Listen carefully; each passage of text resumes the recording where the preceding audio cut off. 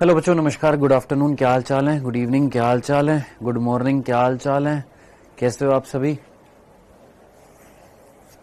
बढ़िया है, एकदम तगड़े हैं, जबरदस्त है, झन्नाट है एकदम। चलो जी, बहुत बढ़िया। चलो जी, आप कैसे हो गुरुजी? हम भी बढ़िया हैं बेटा। तो कैसे हैं आप? अच्छा, राजू ऑफिशियल, ज्यादा कैरी मिनाटी नहीं देख लिया तूने? ओके जी, चलो बढ़े आगे, स्टार्ट करें। ओके सर जी, दिन का पता नहीं लगता कब निकल जाता है। बहुत पढ़ाई कर रहा है विशाल कुछवा है विशाल में। चलो, तो चैप्टर हम लोगों ने स्टार्ट किया था, कौन सा बेटा? जीव और समष्टि, ऑर्गेनिज्म एंड पॉपुलेशन, है ना? इसको आगे करते हैं।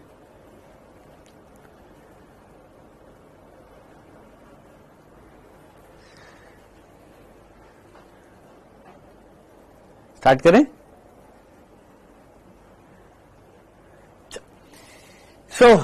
हम लोग इस चैप्टर में जो टॉपिक हम पढ़ रहे थे वो क्या था भैया? हमारा अंतर प्रजातीय संबंध पढ़ रहे थे, यानी रिलेशनशिप देख रहे थे दो अलग अलग जातियों के बीच में। हमने बात करी थी कि ये जो संबंध जो होते हैं ये दो प्रकार के होते हैं। एक धनात्मक होते हैं जिनको हम लाभदायक बोलेंगे, पॉजिटिव इंटरेक्शन बोलेंगे, जहां पर या तो दोनों जातियों को फायदा हो जाए या दोनों में से किसी एक जाति को फायदा हो जाए, है ना? उसको हम क्या बोलते हैं? धनात्मक संबंध बोलते हैं। ठीक है। दूसरा जो होता है वो क्या होता है? ऋणात्मक क्रियाएं होती है, ऋणात्मक संबंध होते हैं, ऋणात्मक इंटरेक्शंस होते हैं, जिसमें दोनों में से किसी एक को या दोनों को ही क्या हो जाए? नुकसान हो जाए, है ना? तो उसको हम क्या बोलते हैं? या तो एक को या दोनों को ही क्या हो जाए सर? हानि हो जाए। उसको हम क्या बोलते हैं? नेगेटिव इंटरेक्शंस बोलते हैं। ये हम लोगों ने बात करी थी। अब इसके बाद हमें ये दोनों इंटरेक्शंस पढ़ने थे। पॉजिटिव इंटरेक्शन जो थे इसके दो प्रकार थे, सहोपकारिता था और एक सहभोजिता था। नेगेटिव इंटरेक्शन जो है इसके चार प्रकार है, परभक्षण है, परजीविता है और अंतरजातीय परजीविता है, और एक था हमारा स्पर्धा है। तो चार प्रकार हैं किसके? ऋणात्मक संबंधों के। दो प्रकार है हमारे किसके? धनात्मक संबंधों के, है ना? फिर उसके बाद हम यहां पर सबसे पहले स्टार्ट करेंगे क्या? धनात्मक संबंधों की बात करेंगे। क्लियर है? चलिए आगे बढ़ते हैं। सबसे पहले हम किसकी बात कर रहे हैं? धनात्मक संबंधों की। धनात्मक संबंध क्या होते हैं भैया? ये चीज आपको समझ में आ चुकी है। वो संबंध जिनको हम लाभदायक संबंध भी बोलते हैं, जिसमें एक जाति या दोनों को क्या हो सकता है? फायदा हो सकता है। ठीक है, नुकसान किसी को नहीं होना चाहिए कुल मिलाकर। भैया इसके दो प्रकार थे, मैंने आपको बता दिया था। एक था सहोपकारिता जिसको हम म्यूचुअलिज्म बोलते हैं, या सिम्बायोसिस, सहजीवी संबंध भी कहते हैं। और दूसरा है सहभोजिता जिसको हम कॉमेंसलिज्म बोलते हैं। इनके सिंबल याद रखने, प्लस प्लस यानी दोनों को फायदा, प्लस जीरो यानी एक को फायदा, एक को ना ही कोई फायदा ना ही कोई नुकसान। ठीक है, सबसे पहले क्या पढ़ेंगे सर? सहोपकारिता पढ़ेंगे। सबसे पहले किसकी बात करेंगे? सहोपकारिता की बात करेंगे। सहोपकारी संबंध जो होते हैं उसको हम म्यूचुअलिज्म बोलते हैं, या सहजीवी संबंध बोलते हैं, या सह विकास भी बोलते हैं। अब सर सह विकास क्यों बोला है?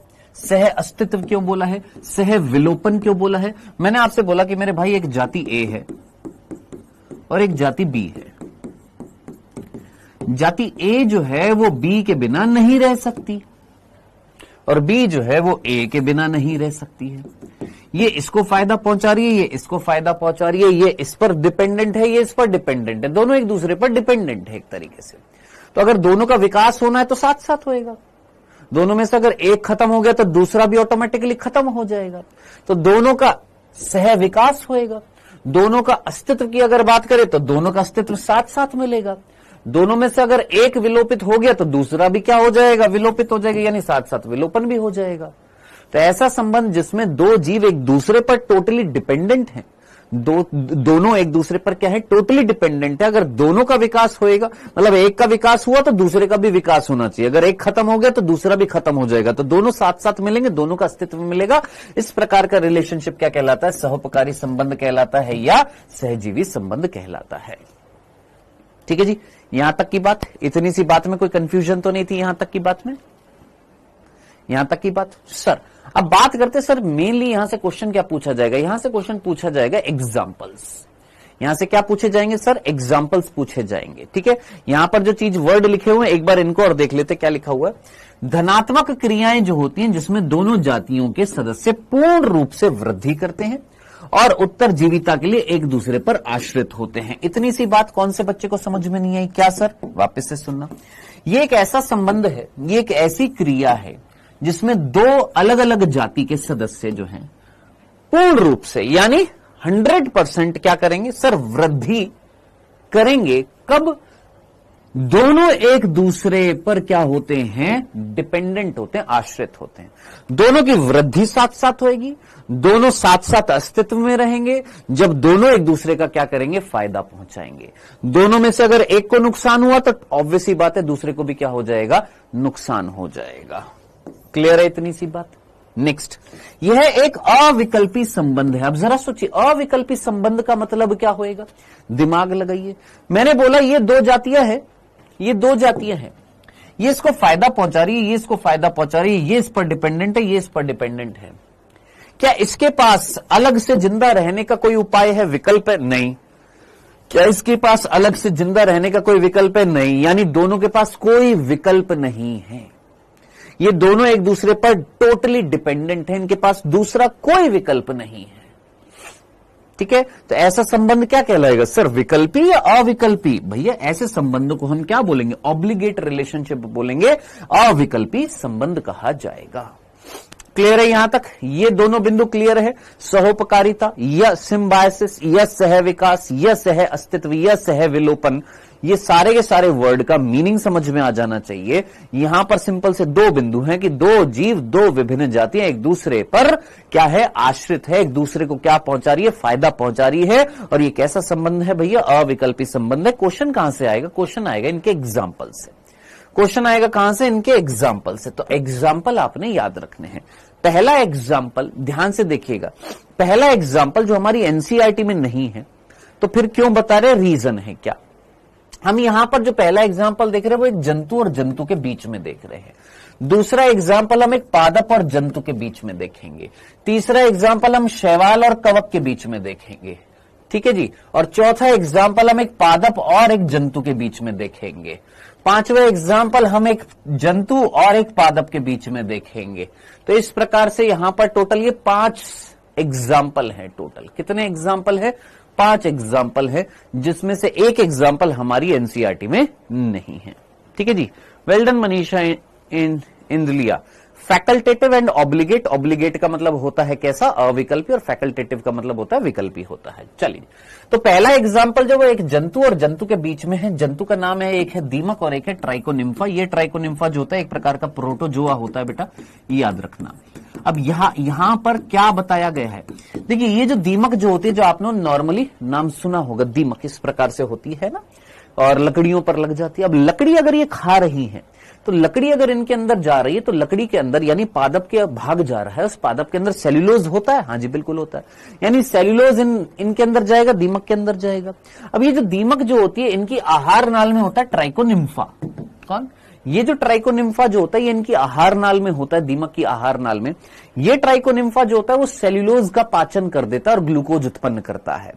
क्या? ये ट्राइकोनिम्फा इनकी आहार नाल में होता है। ये ट्राइकोनिम्फा सेल्यूलोज का पाचन कर देता है और सेल्यूलोज के पाचन करने से क्या बनता है सर? ग्लूकोज बनता है। उस ग्लूकोज को ये यूटिलाइज कर लेती है और बदले में इसको जगह भी मिल रही है और रहने के लिए खाना भी मिल रहा है। अब आप बोलेंगे सर ये तो परजीवी है। नहीं, परजीवी नहीं है।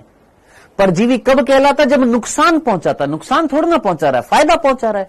सेल्यूलोज जो इसके अंदर पाचन करने के लिए एंजाइम इसके पास नहीं थे, तो वो किसने रिलीज किए? इसने। यानी ये और ये एक दूसरे को क्या कर रहे हैं? फायदा पहुंचा रहे हैं। ये जो है इसको रहने के लिए जगह भी दे रहा है, खाना भी दे रहा है अपने ही अंदर, और ये बदले में इसको क्या कर रहा है? जो ये खा रही है सेल्यूलोज, जो पादप का भाग इसके अंदर जा रहा है, उसका पाचन करने में ये हेल्प कर रहा है। तो दोनों एक दूसरे की मदद कर रहे हैं, नहीं मदद कर रहे हैं? अब जरा इमेजिन करिए, अगर ये नहीं होती तो क्या ये जिंदा रह पाता? अगर ये नहीं होता तो क्या ये जिंदा रह पाती? नहीं सर। क्या पादप पादपों पर आश्रित है, पादपों से पोषण ले रही है, क्या ये जिंदा रह पाती? नहीं सर। क्यों? क्योंकि सेल्यूलोज खाती, उसका पाचन नहीं होता, तो भोजन का पाचन नहीं होता, तो फिर कैसे जिंदा रह पाती? नहीं रह पाती। तो दोनों एक दूसरे पर क्या है? निर्भर है। दोनों का अस्तित्व एक दूसरे पर क्या है? डिपेंडेंट है। ये था पहला एग्जाम्पल जिसका नाम था दीमक और ट्राइकोनिम्फा। हमारी एनसीईआरटी में नहीं दे रखा है, आप जस्ट इतना सा लिखिएगा, दीमक और ट्राइकोनिम्फा, बस इतना सा लिख लीजिएगा, ठीक है? क्योंकि ये एक जंतु और जंतु के बीच में क्या होता है? रिलेशनशिप होता है, सहोपकारी संबंध होता है। अब हम वो एग्जाम्पल पढ़ने वाले जो हमारी एनसीईआरटी में लिखे हुए हैं और उनको समझने वाले हैं। आइएगा, दूसरा जो एग्जाम्पल है वो दे रखा है किसके बीच में? एक प्लांट और एक एनिमल के बीच में दे रखा है, एक पादप और एक जंतु के बीच में दे रखा है, जो हम पहले भी पढ़ चुके हैं। कौन सा है? युक्का पादप और कीट प्रोनुबा के बीच में क्या हमने सहजीवी संबंध देखा था? याद करिए, क्या युक्का पादप और प्रोनुबा के बीच में, प्रोनुबा एक शलभ था, उसके बीच में कोई सहजीवी संबंध हम ऑलरेडी पढ़ चुके हैं या वापस से पढ़ाने की जरूरत है? क्या हमने ये पहले पढ़ा है कि पुष्पीय पादप कौन सा? युक्का, लंबे लंबे पुष्प होते थे, कीट आता था, अपने अंडे देता था, बदले में परागण करा जाता था। परागण सिर्फ प्रोनुबा शलभ कराएगा और कीट कौन सा? प्रोनुबा ही केवल इसके अंदर अंडे दे पाएगा। क्या आपको याद आ रहा है? हाँ जी, क्या ये याद है? पढ़ा था? क्या ये एक्सप्लेन करने की जरूरत है? बिल्कुल नहीं, हम ऑलरेडी पढ़ चुके हैं। एनसीईआरटी में लिखा हुआ है आपका, जस्ट एग्जाम्पल में फर्स्ट एग्जाम्पल डाल दीजिए, सेकंड डाल दीजिए। अगर आपको डालना, ये वाला डालना चाहते हैं, आप एग्जाम्पल लिखना चाहते हैं, आपके अंदर है क्षमता कि याद रख सकते हैं, तो याद रखना। बाकी ये तो याद रखना ही रखना है जो दूसरे चैप्टर में आ रहा है। आपके पहले चैप्टर में भी आया था, पुष्पीय पादपों में लैंगिक जनन में भी आया था, और यहां पर भी आया है, ठीक है? सर युक्का प्लांट क्या है? बहुत बढ़िया बेटा, तू पहले क्लास देख बेटा। के राकेश, पहले आप क्लास देखो, चैप्टर पढ़ो, पुष्पीय पादपों में लैंगिक जनन, फिर उसके बाद में क्लास में आना, ठीक है दोस्त? हाँ जी, तो कौन सा पादप है? युक्का पादप। और कीट कौन सा है? प्रोनुबा। इनके बीच में कौन सा होता है? परागण कराता है। कौन? युक्का पादप के साथ में ये शलभ जो होता है, ये क्या कराता है? परागण कराता है। डन, आगे बढ़े, चलें आगे। नेक्स्ट एग्जाम्पल हम यहां पर देख रहे हैं, ये युक्का पादप था और यही डायग्राम मैंने आपको दिखाया था, अगर आपको याद में आ रहा हो तो, ठीक है? नेक्स्ट अगला जो उदाहरण है ये है शैवाल और कवक। शैवाल और कवक के बीच में जो सहजीवी संबंध होता है उसे हम क्या बोलते हैं? लाइकेन। क्या ये वर्ड भी पहले पढ़ा हुआ है? आपको याद आ रहा है कहीं ना कहीं इंग्लैंड में इंडस्ट्रियल मेलानिज्म, औद्योगिक उत्कृष्णता, जहां पर सफेद रंग के होते थे लाइकेन, जहां पर ये लाइकेन होते थे पेड़ों के तने पर होते थे, जिससे सफेद रंग के या श्वेत रंग के जो शलभ जो थे वो छुप जाते थे। ये लाइकेन जो है ये प्रदूषण के सूचक होते हैं, ये प्रदूषित एरिया में नहीं ग्रो करते हैं। कौन होते हैं लाइकेन? सर शैवाल और कवक का जो सहजीवी संबंध होता है, सहोपकारी संबंध होता है, उसे हम क्या बोलते हैं गुरु? लाइकेन बोलते हैं। बताइए, क्या ये तीसरा एग्जाम्पल समझ में आया? क्या इसमें किसी को कोई दिक्कत? क्या इसमें किसी को कोई दिक्कत है? आपने हेडिंग डालनी है क्या? धनात्मक संबंध।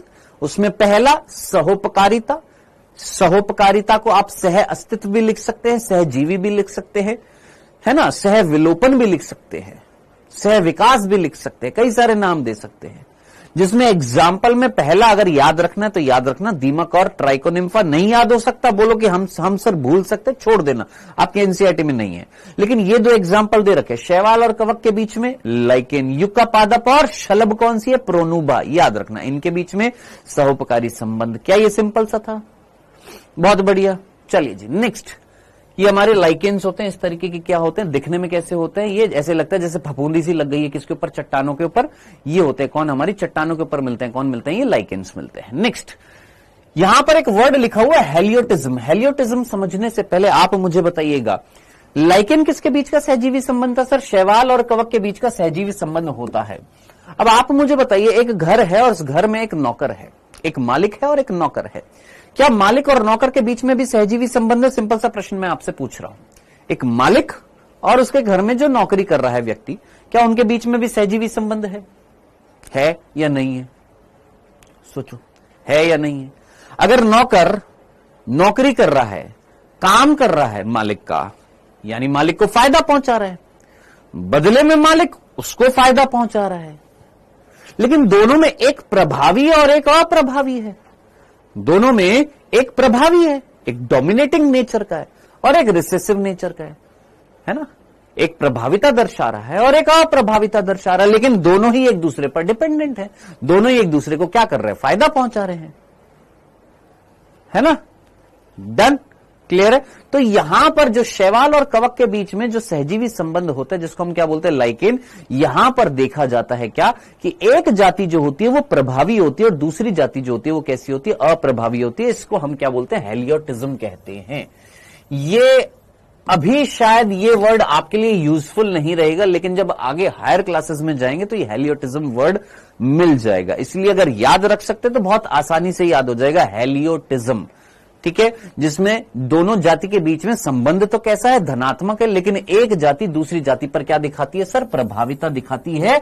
इसको हम क्या बोलते हैं, हेलियोटिज्म बोलते हैं। और ये किसमें देखा जाता है सर, लाइकेन्स में देखा जाता है, जहां पर कवक जो होती है वो प्रभावी होती है और कंपैरेटिवली शैवाल जो होती है वो कैसी होती है, अप्रभाविता दर्शाती है।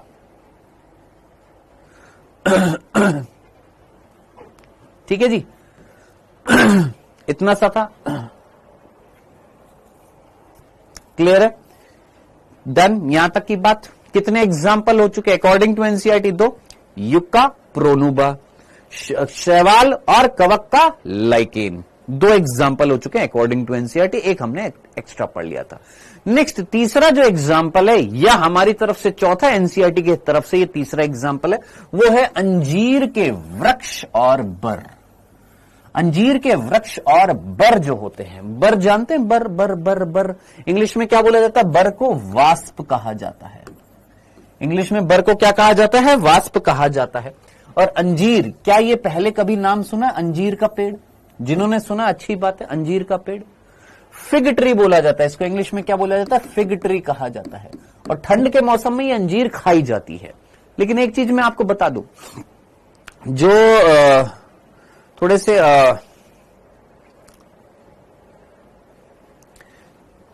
सनातन धर्म से जो बहुत ज्यादा जुड़े हुए हैं लोग, जो मांस मछली नॉनवेज है ना, और किसी भी जंतु को कोई मतलब एक तरीके से नुकसान नहीं पहुंचाना, इस ऐसी सोच के जो लोग जो होते हैं वो कभी भी अंजीर नहीं खाते हैं। पता है आपको ये चीज?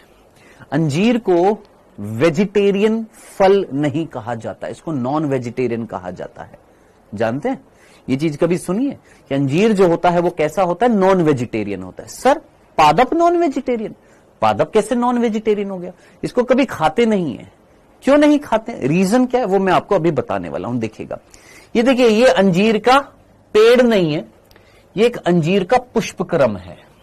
क्या ये एक अंजीर का पुष्पक्रम है? सर पुष्पक्रम क्या होता है, आइए समझते हैं।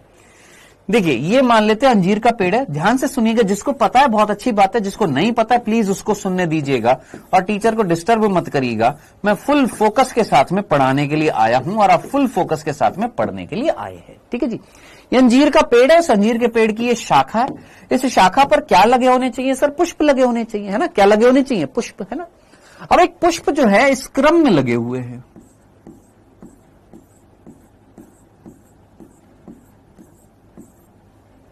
किस क्रम में लगे हुए सर? इस क्रम में लगे हुए हैं।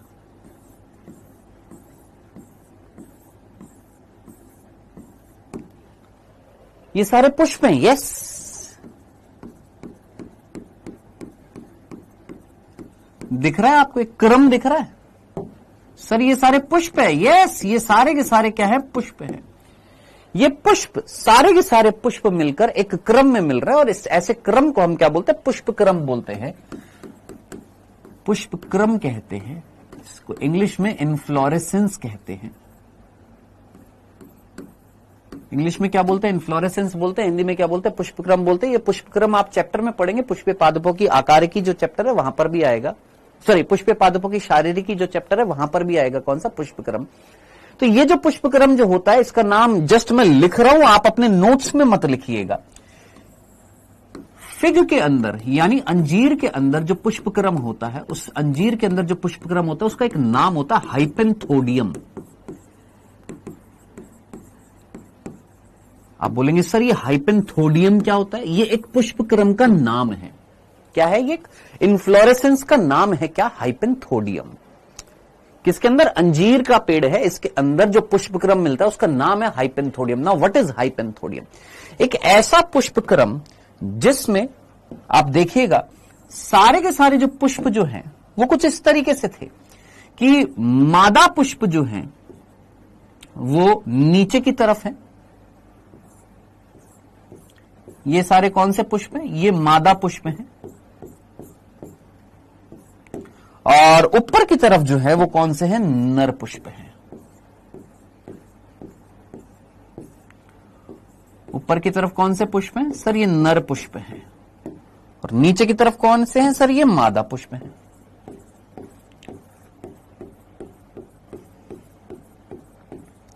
ठीक है, तो ये वाले जो हैं ये कौन से हैं? ये मादा पुष्प है। और ऊपर की तरफ जो है वो कौन से? नर पुष्प हैं। ऊपर एक छेद है, एक छेद होता है, ऊपर एक छिद्र पाया जाता है। यह छिद्र इतना ही होता है जितना इस छिद्र से कोई एक जंतु आकर चला जाए। और कौन सा जंतु इसमें छेद करके अंतर जाता है? वो जंतु जो होता है उसका नाम होता है बर, यानी वास्प। ये जो कीड़े आप देख रहे हो इनको हम बोलते हैं बर, इंग्लिश में बोलते हैं वास्प। ये छेद दिख रहा है आपको, इस छेद से कहां जाते हैं? अंदर जाते हैं। अब जब ये अंदर जाते हैं तो सबसे पहले कौन से पुष्प से ये टकराएंगे? सोचो, ये बर जो है सबसे पहले कौन से पुष्प से टकराएंगे? इमेजिन करो, ये बर है।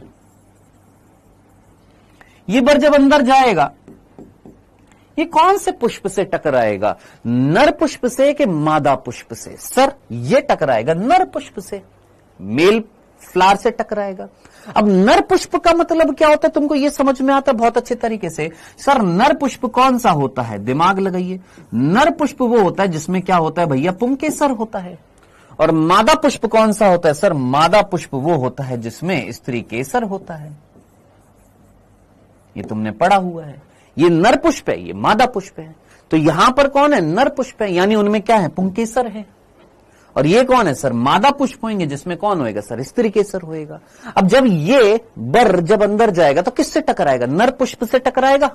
नर पुष्प से जब टकराएगा तो नर में पुंकेसर जो होंगे वो झड़ेंगे और उनके अंदर से क्या निकलेगा? परागकण निकलेंगे। क्या वो परागकण जब ये अंदर जाएगा, ये कीड़ा जब अंदर जाएगा इन नर पुष्प से टकराएगा, नर पुष्प से टकराएगा तो परागकण जो है वो गिरेंगे। क्या वो परागकण इसके शरीर पर चिपक सकते हैं? सोचो, इसके शरीर पर गिर सकते हैं कि नहीं गिर सकते? इमेजिन करो, क्या वो नर पुष्प से निकले हुए परागकण इसके शरीर पर चिपक सकते हैं? हां सर चिपक गए। चलो सर चिपक गए। हां सर। अब देखिए खासियत देखिए, इस पुष्प की खासियत देखिए। इसमें से ये जो मादा पुष्प होते हैं इनमें से कुछ मादा पुष्प जो होते हैं, वैसे बेसिकली दो होते हैं, हम अभी दो नहीं बोलेंगे। कुछ मादा पुष्प अंदर से क्या होते हैं? खोखले होते हैं। खोखले मतलब इन द सेंस, जैसे आपको ये मादा पुष्प दिखाई दे रही है। हां सर। आपको एक और मादा पुष्प देखिएगा, यहां पर एक मादा पुष्प ये दिखाई दे रही है, एक मादा पुष्प ये देखिएगा। अब दोनों मादा पुष्प में आपको डिफरेंस जरा देखना, दो मादा पुष्प में डिफरेंस जरा देखिएगा। दो मादा पुष्प में क्या डिफरेंस दिखाई दे रहा है? सर ये वाला जो मादा पुष्प जो था इसमें स्त्री केसर जो था उसमें वर्तिकाग्र भी है, वर्तिका भी है, अंडाशय भी है। यहां पर वर्तिकाग्र नहीं है, वर्तिका नहीं है, अंडाशय और अंडाशय भी ओपन है। तो अब आप मुझे बताइएगा, ये कीड़ा जब अंदर आएगा, ये बर जब अंदर घुसेगा, नर पुष्प से टकराएगा तो परागकणों का छितराव होएगा, परागकण निकलेंगे, परागकण कुछ नीचे भी गिर जाएंगे और साथ साथ कुछ नीचे भी गिरेंगे और साथ साथ इससे चिपक भी जाएंगे। हां जी, इससे चिपक भी जाएंगे। अब जब ये अंदर आएगा कीड़ा तो क्या करने के लिए आ रहा है? सर ये अपने अंडे देगा। किसमें देगा? जरा सोच, कौन से अंडाशय में ये अपने अंडे दे सकता है? सर ये वाले अंडाशय में ये कीड़ा क्या दे देगा? अपने अंडे दे देगा। क्या दे देगा? अपने अंडे दे देगा।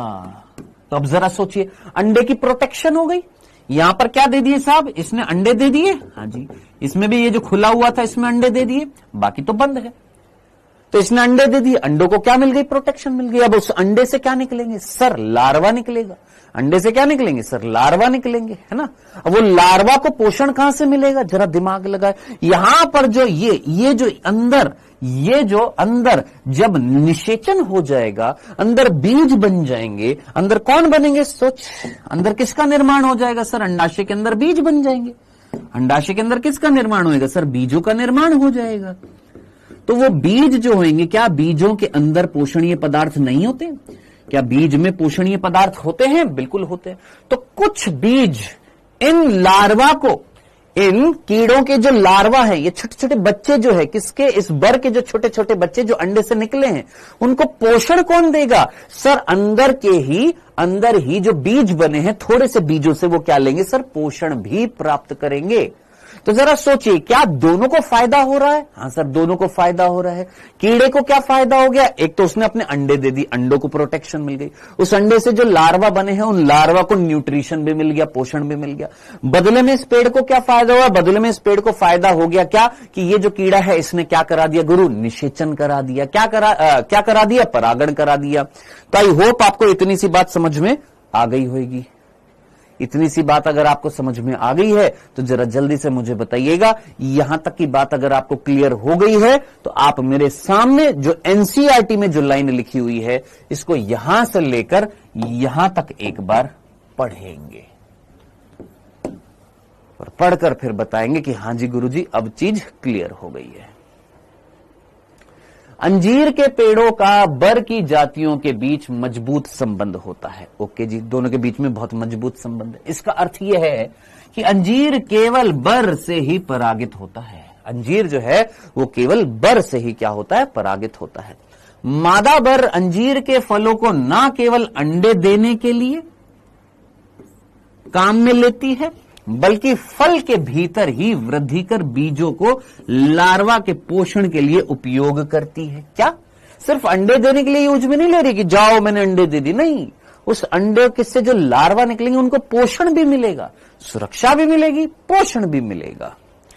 अंडे देने के लिए उपयुक्त स्थल की तलाश करते हुए बर अंजीर पुष्पक्रम को परागित करते हैं। अब अंडे देने की फिराक में, अंडे देने हैं तो कहीं ना कहीं घुसना पड़ेगा। अब अंजीर के पेड़ के अंदर घुसेंगे उस छिद्र से, तो उस पुष्पक्रम के अंदर जब घुसेंगे तो ऊपर कौन है? मेल फ्लावर है। मेल फ्लावर से क्या निकलेंगे सर? पुंकेसर से परागकण निकलेंगे, और परागकण निकलेंगे तो सीधी सी बात है परागिष्ट हो जाएगा। क्या हो जाएगा सर? परागण हो जाएगा। इसके बदले में अंजीर अपने कुछ परिवर्तनशील, अब वर्ड पर ध्यान देना, क्या लिखा हुआ है कि बदले में अंजीर क्या कर रहा है? क्या अपने सारे बीजों को दे रहा है? कुछ बीजों को पोषण के रूप में।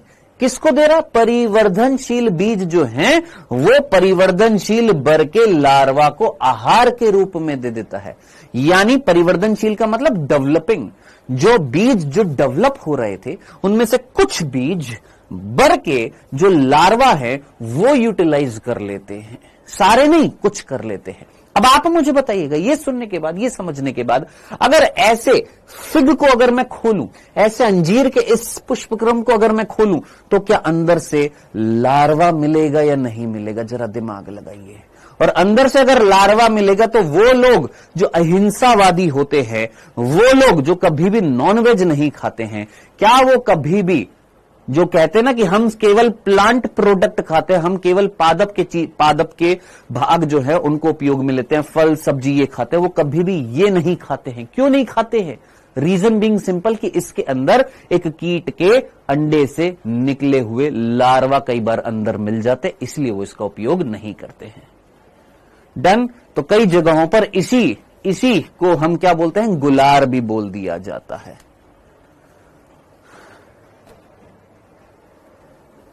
सर लिखना नहीं है सर ये सारा बेटा। अब एक वो हो चुकी है, एक लिमिट हो चुकी है। अब ना मतलब अब तो इतना टाइम हो गया, अब तो थोड़ा कॉमन सेंस आ जाना चाहिए कि सर क्या लिखना है क्या नहीं लिखना। हर चीज ये मैं बताने लगूंगा कि बेटा ये लिखना है, ये नहीं लिखना, ये जो बताया है ये लिखना है या नहीं लिखना। मैंने आपको बोला था ये मत लिखना, इसकी कोई जरूरत नहीं है, बाकी चीज तो बताई थी ना। अब तो देखो एक एक्सट्रीम लेवल आ चुका है, अब तो इतना खुद समझ में आ जाना चाहिए, समझ आ जानी चाहिए कि क्या लिखना और क्या नहीं लिखना है।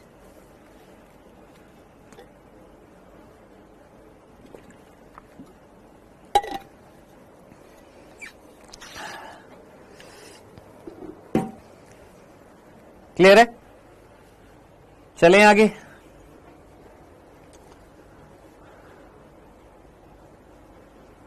ठीक है, तो इसके अंदर बहुत सारे बीज होते हैं, ऐसे नहीं है कि बहुत कम होते हैं, हजारों लाखों की तादाद में, लाखों तो बहुत ज्यादा बोलते हैं, हाँ मतलब बहुत सारे होते हैं।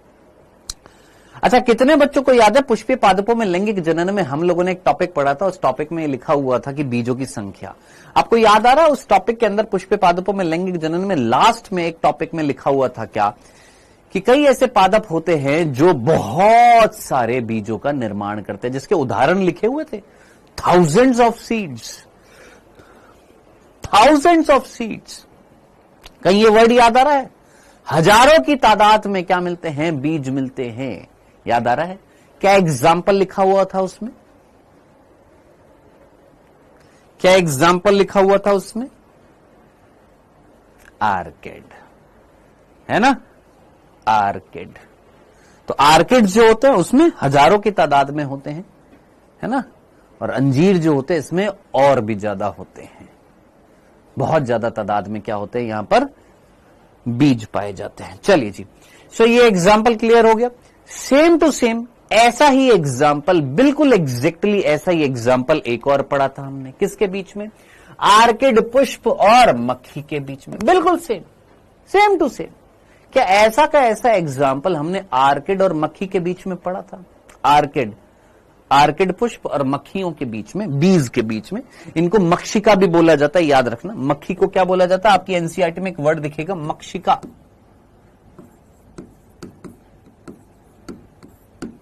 ठीक है, तो मक्षिका वर्ड मतलब क्या है? बीज होती है, बीज को हम क्या बोलते हैं? मक्षिका कहते हैं। ठीक है, तो मक्खी और आर्किड के पुष्प में भी सेम टू सेम रिलेशनशिप होता है कि मक्खी आएगी, आर्किड पुष्प के साथ में क्या करेगी भैया? यहां पर अपने अंडे दे देगी, उसको प्रोटेक्शन मिलेगी और बदले में क्या करा देगी सर? परागण करा देगी। अब यहां पर ध्यान से सुनिएगा, ये भी चीज वही चीज है। आर्किड बहुत अधिक पुष्पीय विविधता दर्शाते हैं, जिनमें से अनेक सही परागणकारी कीट भ्रमक बीज को आकर्षित करने के लिए विकसित हुए, ताकि इसके द्वारा निश्चित रूप से परागण किया जा सके। सर समझ में नहीं आया क्या लिखा हुआ है? देखो, आर्किड्स जो होते हैं वो एक नहीं होता, कई सारे टाइप्स के क्या होते हैं? आर्किड होते हैं।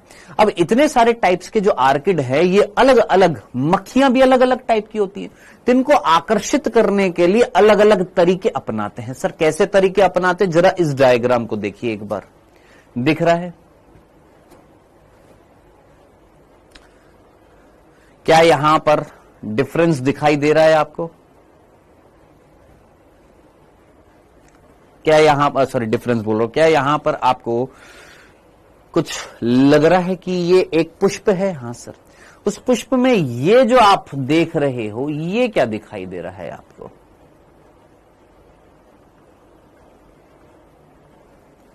अरे तो गुलार क्या करना है तूने यार? यहां पर अंजीर लिखा हो तो अंजीर पर फोकस काहे नहीं करता है फिर?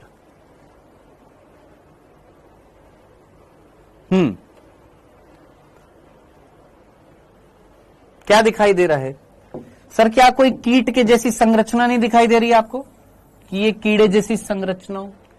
लेकिन क्या ये कीट है? नहीं जनाब, ये क्या है? एक पुष्प का बाह्य, एक पुष्प का कौन होता है? ये दल होता है। कौन है ये? एक दल है, पेटल है। अब जरा सोचिए, कौन है ये? एक आर्किड है। ये कौन है सर? ये एक आर्किड है, और इस आर्किड का नाम आपने याद रखना है। इस आर्किड का नाम है ऑफ्रिस। क्या नाम है? ऑफ्रिस। ठीक है, ऑफ्रिस। ये कहां पर मिलता है? भूमध्य सागर में, मेडिटेरियन नामक आर्किड यहां पर पाया जाता है। मेडिटेरियन लाइन जो होती है ना, जो भूमध्य सागर से पास होती है, वहां पर मिलता है कौन? आपका ये वाला आर्किड मिलता है। अब इस आर्किड की खासियत क्या है?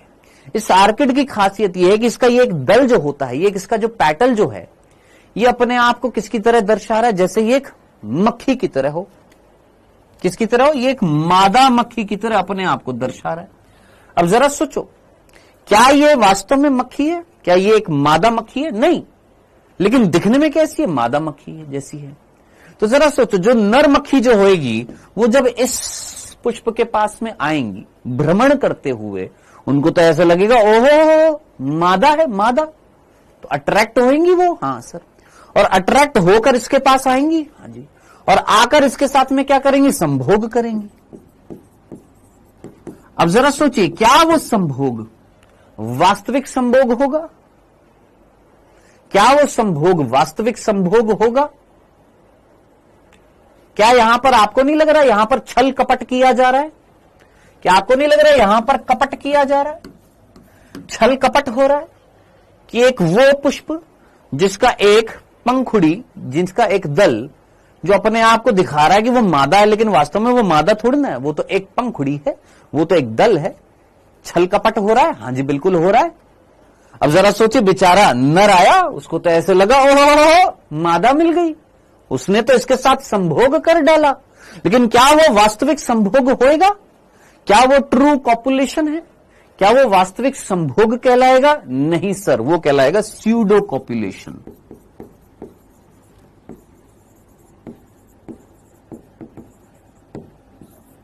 क्या कहलाएगा? स्यूडो कॉपुलेशन कहलाएगा। ऐसे कॉपुलेशन को हम क्या बोलेंगे? स्यूडो कॉपुलेशन बोलेंगे, कूट मैथुन कहेंगे।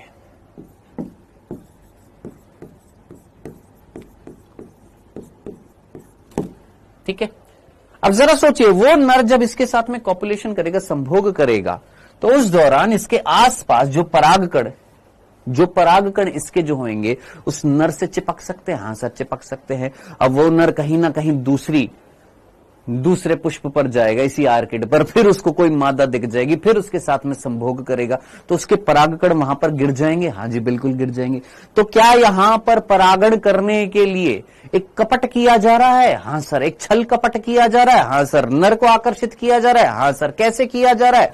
खुद पुष्प की एक पंखुड़ी यानी एक दल अपने आप को दर्शा रही है कि वो एक मादा, लेकिन वो वास्तव में मादा नहीं है, वो तो खुद एक क्या थी? पंखुड़ी थी। तो जरा सोचिए, क्या ये एक तरीके से विकास के दौरान होने वाली एक घटना नहीं लग रही है? सोचो, कहीं ना कहीं यहां पर क्या लाइन लिखी हुई थी कि लगभग 20,000 प्रकार के क्या होते हैं? आर्किड्स होते हैं। कितने? 20,000 प्रकार के क्या होते हैं? आर्किड्स होते हैं। अब अनेकों प्रकार के आर्किड्स जो हैं, अनेकों प्रकार के कीट को आकर्षित करने के लिए अलग अलग तरीके से क्या करते हैं? अपने आप को विकसित करते हैं। अब अलग अलग तरीके से विकसित करते, तो उनमें से एक इंपॉर्टेंट जो चीज जो याद रखनी थी, वो याद रखना, ऑफ्रिस। ये कीट है, ये एक आर्किड है जो किसको आकर्षित कर रहा है? सर, मादा मक्खी को आकर्षित कर रहा है। कैसे? एक कपट कर रहा है उसके साथ में। कैसा कपट है? सर, लैंगिक कपट कर रहा है, छल कपट कर रहा है, लैंगिक कपट कर रहा है। इंग्लिश में बोलते सेक्सुअल डिसीट करता है। कैसे? आर्किड पुष्प का एक दल जो है वो मादा भ्रमर या मादा मक्षिका से मिलती जुलती होती है। किसके जैसी होती है? फीमेल बी के जैसी अपने आप को प्रदर्शित करती है, उसके जैसी होती है। अब मेल जो बी जो होगी, मादा नर जो मक्षिका जो होगी या नर बी जो होगी, मेल बी जो होगी, वो इसको मादा समझकर इसकी ओर आकर्षित होती है और पुष्प के साथ कूट मैथुन करती है, स्यूडो कॉपुलेशन करती है। बदले में क्या हो जाता है? सर, परागण हो जाता है। अब आप मुझे बताइएगा, यहां पर क्या आपको किसको फायदा होते हुए दिख रहा है? सर, पुष्प को फायदा होते हुए दिख रहा है। उसका परागकण जो है ले जाया जा रहा है नर के द्वारा, है ना? नर को क्या फायदा? हम तो यहां पर दोनों के फायदे की बात कर रहे थे। यहां तो मादा, यहां तो पुष्प को फायदा हो रहा है ना? पुष्प का परागण हो गया।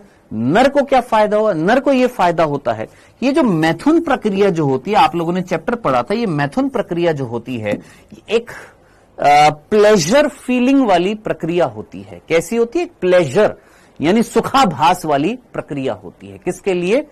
मेल और फीमेल दोनों के लिए। अब ये ओरिजिनल फीमेल तो है नहीं, लेकिन मेल तो ओरिजिनल था। अब मेल जब आ रहा है, वो तो इसको मादा मानकर इसके साथ में कॉपुलेशन कर रहा है। उस लल्लू को ये थोड़ी ना पता है कि ये मादा ओरिजिनल नहीं है, ये तो एक डुप्लीकेट मादा है। उसने तो इसके साथ में कॉपुलेशन कर लिया, इसको ओरिजिनल मादा समझकर उसने तो कॉपुलेशन कर लिया, यानी उसको तो सुखाभास हो गया, गुड फीलिंग्स आ गई हैं, और बदले में इसके क्या लेकर चला गया? परागकण लेकर चला गया। तो फायदा किसको हो गया? सर, दोनों को हो गया एक तरीके से। नकली फायदा हो गया एक तरीके से मेल को। तो ठीक है जी, डन। क्या ये एग्जाम्पल याद रखेंगे? क्या ये इतनी सी बात आपको समझ में आ गई है? ये नोट डालकर क्लियर है? कूट मैथुन, स्यूडो कॉपुलेशन क्या होता है, लैंगिक कपट किसमें पाया जाता है, ये दोनों वर्ड याद रखना। किसमें पाया जाता है? सर, एक आर्किड में पाया जाता है। आर्किड का नाम याद रखना, ऑफ्रिस में पाया जाता है। हाँ,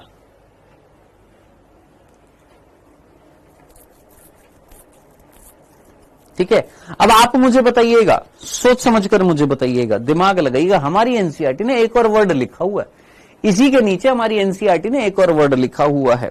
अगर जरा सोचिए, अगर इस ऑफिस के अंदर धीरे धीरे कुछ परिवर्तन आने लग गए, इसमें रंग बदलने लग गया और इसके अंदर कुछ ऐसे परिवर्तन आने लग गए, कुछ ऐसे परिवर्तन आने लग गए कि ये जो है ये फीमेल के जैसे दिखना अगर बंद हो गई, तो जरा सोचिए क्या लैंगिक कपट हो पाएगा? क्या कपट कर पाएगा ये? नहीं। तो हमारी एनसीईआरटी ने साफ साफ बोला है क्या कि अगर इसको, इस मादा इस प्लांट को, इस ऑफिस आर्किड को मादा मक्षिका के साथ अगर सहजीवी संबंध दिखाना है तो क्या करना पड़ेगा? अपने रंगों को, अपने आकार को यूं का यूं बनाए रखना पड़ेगा।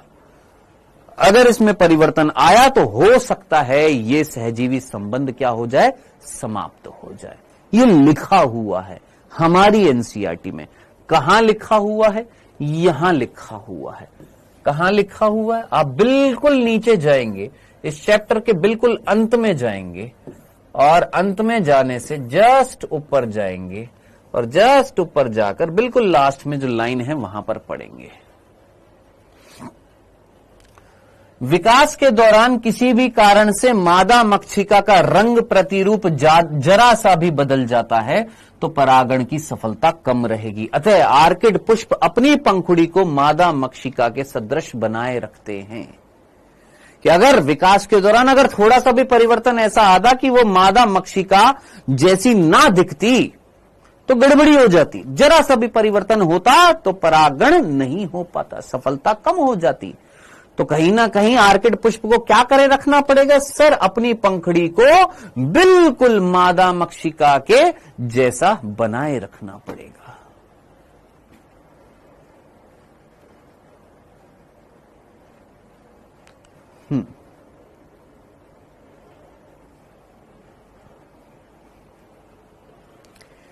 ठीक है जी, क्लियर है? यहां तक की बात आपको समझ में आ गई है? क्या इसमें कोई कंफ्यूजन तो नहीं था? चलें यहां तक आगे बढ़ें।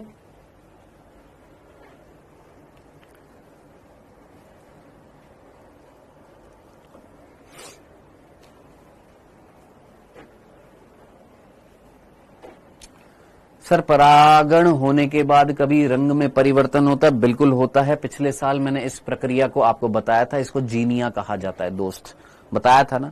ये क्वेश्चन आपको मिल जाएगा, जिसने भी ये पूछा था, है ना, पुराने मॉड्यूल्स में ये क्वेश्चन मिल जाता है, जीनिया जीनिया। लेकिन हमारी एनसीईआरटी में नहीं लिखा हुआ है, इसलिए मैंने आपको इस साल नहीं बताया था। 2024 का बैच खोलेंगे, वहां पर आपको उस चैप्टर में मिल जाएगा जीनिया क्या होता है। ठीक है दोस्त, जिसने भी पूछा था। आगे बढ़े। सर, ये पेटल मेल जैसा भी तो हो सकता था, लेकिन ऐसा क्यों नहीं हुआ? बेटा आप मुझे बताना सत्यम सिंह, जरा दिमाग लगाना, थोड़ा सा कोशिश करना सत्यम सिंह। सेक्सुअल अट्रैक्शन जो होता है, सेक्सुअल अट्रैक्शन, ये वर्ड अगर मैंने बोला है तो तेरे दिमाग में सबसे पहली चीज क्या आती है? मेल फीमेल की तरफ अट्रैक्ट होता है कि फीमेल मेल की तरफ अट्रैक्ट होती है? थोड़ा सा कॉमन सेंस लगाना।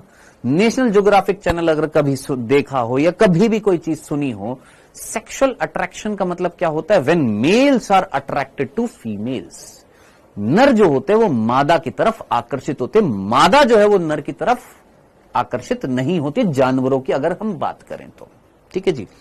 अब नर को अगर मादा की तरफ आकर्षित होना है तो जरा सोच, यहां पर क्यों मादा मक्षिका जैसा उस पत्ती के, या हम बोलेंगे उस फूल की पत्तियां वो मादा की तरह क्यों बनी? क्योंकि अगर नर की तरफ बनती तो नर की तरफ कौन आकर्षित होता? मादा आकर्षित नहीं होगी। मादा की तरफ कौन आकर्षित होता है? नर, इसलिए मादा के जैसा बना वो। ठीक है सत्यम, चलें आगे। क्या ये एग्जाम्पल क्लियर है? आगे बढ़े। दंडना दंडन, यहां तक की बात। ये हमारा पहला टाइप हुआ है। जरा जल्दी से कोई भी बच्चा मुझे बताएगा हम यहां पर पढ़ क्या रहे थे? जल्दी से।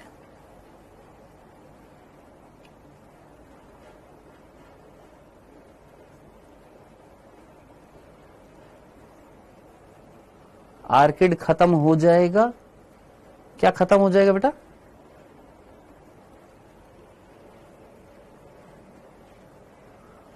हाँ जी, क्या पढ़ रहे थे हम यहां पर? सर हम धनात्मक संबंध पढ़ रहे थे। धनात्मक संबंधों में हम पहला प्रकार पढ़ रहे थे सहोपकारिता, वो हमारा समाप्त हो चुका है। दूसरे पर आते हैं, दूसरा है हमारा सहभोजिता। अब जनाब सहभोजिता क्या होता है, कॉमेंसलिज्म क्या होता है, इसको हम समझते हैं। सीधी सी बात है, एक जाति को क्या होएगा, फायदा होएगा, और एक जाति को क्या होएगा, ना ही कोई फायदा ना ही कोई नुकसान होएगा। इसको हम क्या बोलते हैं, सहभोजिता बोलते हैं, कॉमेंसलिज्म बोलते हैं। मैक्सिमम बच्चे कहां पर गलती कर देते हैं, ये सिंबल याद नहीं रखते हैं। तो ये सिंबल जरूर याद रखना, सहभोजिता प्लस जीरो, सहोपकारिता या सहजीविता प्लस प्लस। ठीक है। अब मेनली यहां पर जो वर्ड लिखा हुआ है वो सीधा सीधा लिखा हुआ, दो अलग अलग जातियां, उनके बीच में एक ऐसा संबंध जिसमें एक को तो लाभ होता है और दूसरा जो है वो उस पर कोई प्रभाव नहीं होता, यानी वो अप्रभावित होता है, ना ही उसको फायदा होता है ना ही उसको नुकसान होता है। उसको हम क्या बोलते हैं, सहभोजिता बोलते हैं। हाँ जी, क्लियर है यहां तक की बात? सर बता दो क्या बताना है सिद्धू जी, क्या बताना है दोस्त? एक सेकंड रुक जाओ। 722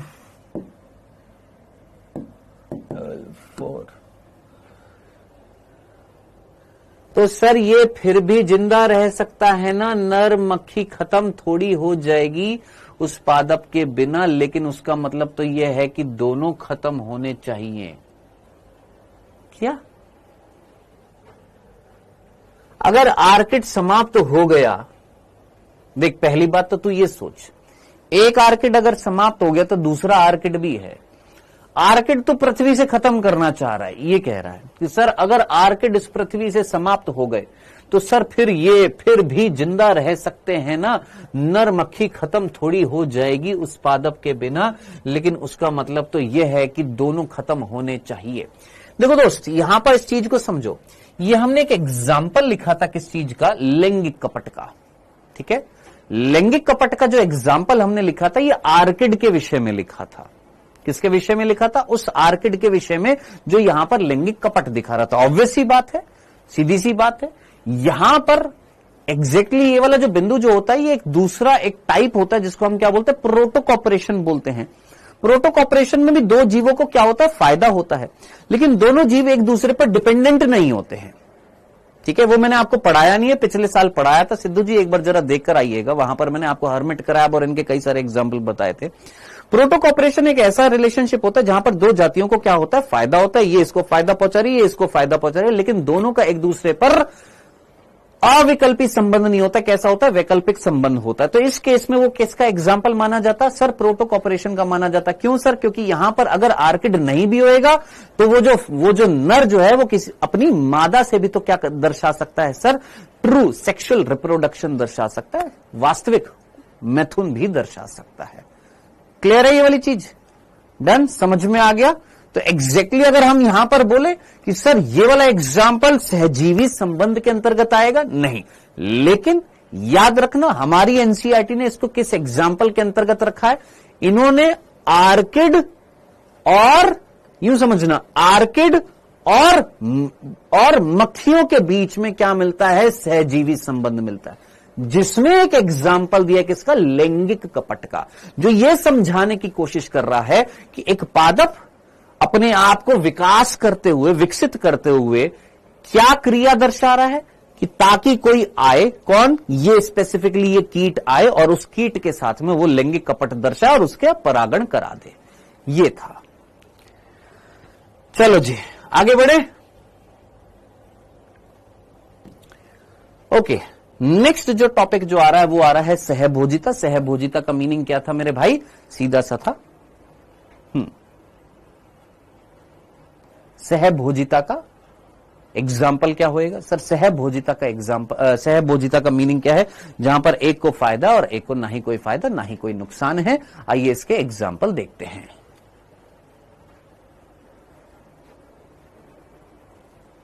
चलिए, पहला एग्जाम्पल जो है यहां पर वो है ये अधिपादप, एपीफाइट्स। अब ये एपीफाइट्स आपके आर्किड होते हैं। बेसिकली कौन होते हैं, मेजरली कौन होते हैं, आर्किड होते हैं। जो डॉक्टर अमन ड्रॉप जो आपने फोटो भेजी थी, उस फोटो के अंदर जरा देखना, वो जो 20,000 प्रकार लिखा हुआ है ना आर्किड्स का, वो आर्किड्स के ब्रैकेट में क्या लिखा हुआ, अधिपादप लिखा हुआ, एपीफाइट्स लिखा हुआ है। ठीक है अमन, समझ में आया? जो तुमने फोटो भेजी थी उसी फोटो के देखना, ब्रैकेट में वहां पर अधिपादप लिखा हुआ, एपीफाइट्स लिखा हुआ है। अब सर ये होते क्या है एपीफाइट्स? ये आर्किड जो होते हैं ये क्या होते हैं, एपीफाइट्स होते हैं। आर्किड क्या होते हैं, एपीफाइट्स होते हैं। क्या मतलब है एपीफाइट्स का, जरा इधर देखिएगा, देखिएगा आपको ये पेड़ दिखाई दे रहा है, ये आम का पेड़ है, उस आम के पेड़ पर ये आपको दूसरे पादप दिखाई दे रहे हैं। ये आम का पेड़ है और उस पर लगे हुए हैं क्या, ये पादप, ये हैं आर्किड्स। ये जो कलरफुल आपको दिखाई दे रहे हैं ये है आर्किड्स, जो किसके ऊपर लगे हुए हैं, इस पादप के ऊपर लगे हुए हैं। क्या इस पादप से, इस पादप के ऊपर लगकर क्या इसको नुकसान पहुंचा रहे? नहीं, इसका जस्ट सहारा ले रहे हैं। अब जरा सोचिए, इन छोटे छोटे पादपों ने आम के पेड़ का अगर सहारा ले लिया तो आम का पेड़ गिर जाएगा क्या? सोचो, क्या ये छोटे छोटे हल्के हल्के से पादप जो है इस इतने बड़े पादप का अगर सहारा ले लेंगे तो क्या आम का पेड़ गिर जाएगा क्या? नहीं, ना ही इस पेड़ को फायदा है, ना ही इस पेड़ को कोई नुकसान है, ना फायदा है ना नुकसान है। ये अधिपादप जो होते हैं ये एक मुख्य पादप के साइड में उगकर इसका सहारा लेते हैं और प्रकाश की तरफ आकर्षित होते हैं, ऊपर आ जाते हैं प्रकाश पाने के लिए। क्या पाने के लिए? प्रकाश पाने के लिए, लाइट पाने के लिए। तो ऐसे संबंध में इस पादप को ना ही कोई फायदा ना ही कोई नुकसान, लेकिन इस पादप को फायदा हो गया, खत्म। ये हो गया हमारे, ऐसे पादपों को हम क्या बोलते हैं, अधिपादप बोलते हैं, एपीफाइट्स बोलते हैं। ठीक है, तो साफ साफ लिखा हुआ है कि उष्ण कटिबंधीय वर्षावन जो होते हैं। अब ये उष्ण कटिबंधीय वर्षावन कौन से होते हैं ये मैं आपको बता दूंगा, अगले चैप्टर में आएगा कि हमारी पृथ्वी है, यहां से भूमध्य रेखा जा रही है, इस भूमध्य रेखा से जब हम 20 डिग्री उत्तर की तरफ 20 डिग्री दक्षिण की तरफ हम जाते हैं तो ये क्षेत्र क्या कहलाते हैं, उष्ण कटिबंधीय क्षेत्र कहलाते हैं, जहां पर प्रकाश जो है वो ज्यादा से ज्यादा आता है। और ये वाले सिरे जो होते हैं ये ध्रुवीय क्षेत्र कहलाते हैं, यहां पर प्रकाश ज्यादा से ज्यादा आता है।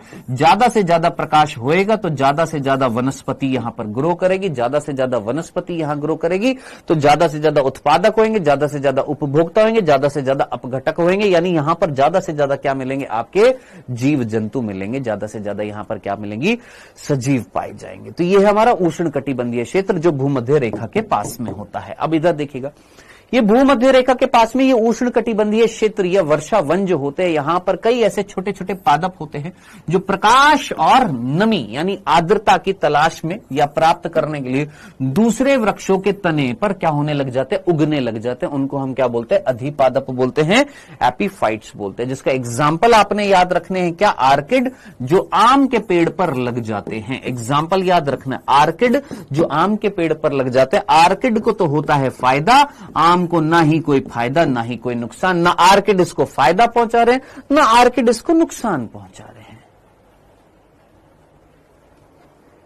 सर लेकिन सर उसका पोषण तो ले रहे हैं ना सर, नुकसान नहीं होगा। सत्येंद्र बाबू कह रहे हैं सर ये आर्किड यहां पर लग गए, ये इसके तने में घुस जाते हैं अंदर और उसका पोषण ले रहे हैं। हम बावले हैं या जिन्होंने ये छापी है बुक्स या जिन्होंने ये सारी चीजें अंडरस्टैंड करके लिखी है वो बावले हैं क्या? हमको एक बात बताओ, वो बुद्धू थे जो वो एग्जाम्पल यहां पर लिखते?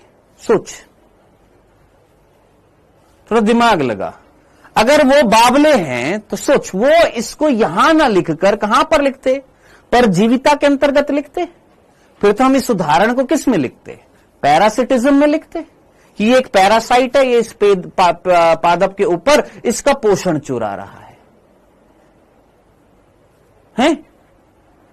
थोड़ा दिमाग लगा कि ऐसा कोई एग्जाम्पल है, दे रखा है तेरी एनसीईआरटी में, पर जीविता में दे रखा है। तूने कसकटा नाम सुना होगा, सुना ना कसकटा, सुना ना कसकटा।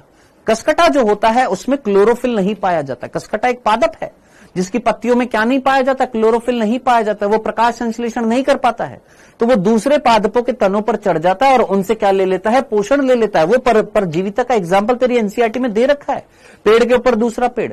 लेकिन इस पेड़ के ऊपर ये जो पेड़ जो है ये केवल प्रकाश के लिए इसका सहारा ले रहा था, इसका पोषण थोड़ी ना चुरा रहा है। ठीक है, तो थोड़ा सा इस लेवल पर सोच लिया करो कि ये जिन्होंने छापा है या जिन्होंने बताया है वो बावले नहीं है जो यहां पर ये एग्जाम्पल लिखेंगे। ठीक है, ऐसा नहीं है कि हमेशा एक पेड़ के ऊपर दूसरा पेड़ होएगा तो वो उससे पोषण ही लेगा, नहीं, जरूरी नहीं है। ठीक है, क्लियर है मेरे भाई? डन। तो वो जो कसकटा जो होता है उसको हम अमरबेल बोलते हैं, जो लोकल लैंग्वेज होती है उसमें हम क्या बोल देते हैं, उसको अमरबेल बोल देते हैं। लिखा हुआ एग्जाम्पल। चलो जी, क्या ये पहला एग्जाम्पल क्लियर है आपको? किसका सर? सहभोजिता का पहला एग्जाम्पल था क्या? अधिपादप, इंग्लिश में एपीफाइट्स। सीधा याद रखेंगे, आर्किड कौन होते हैं? एपीफाइट्स होते हैं।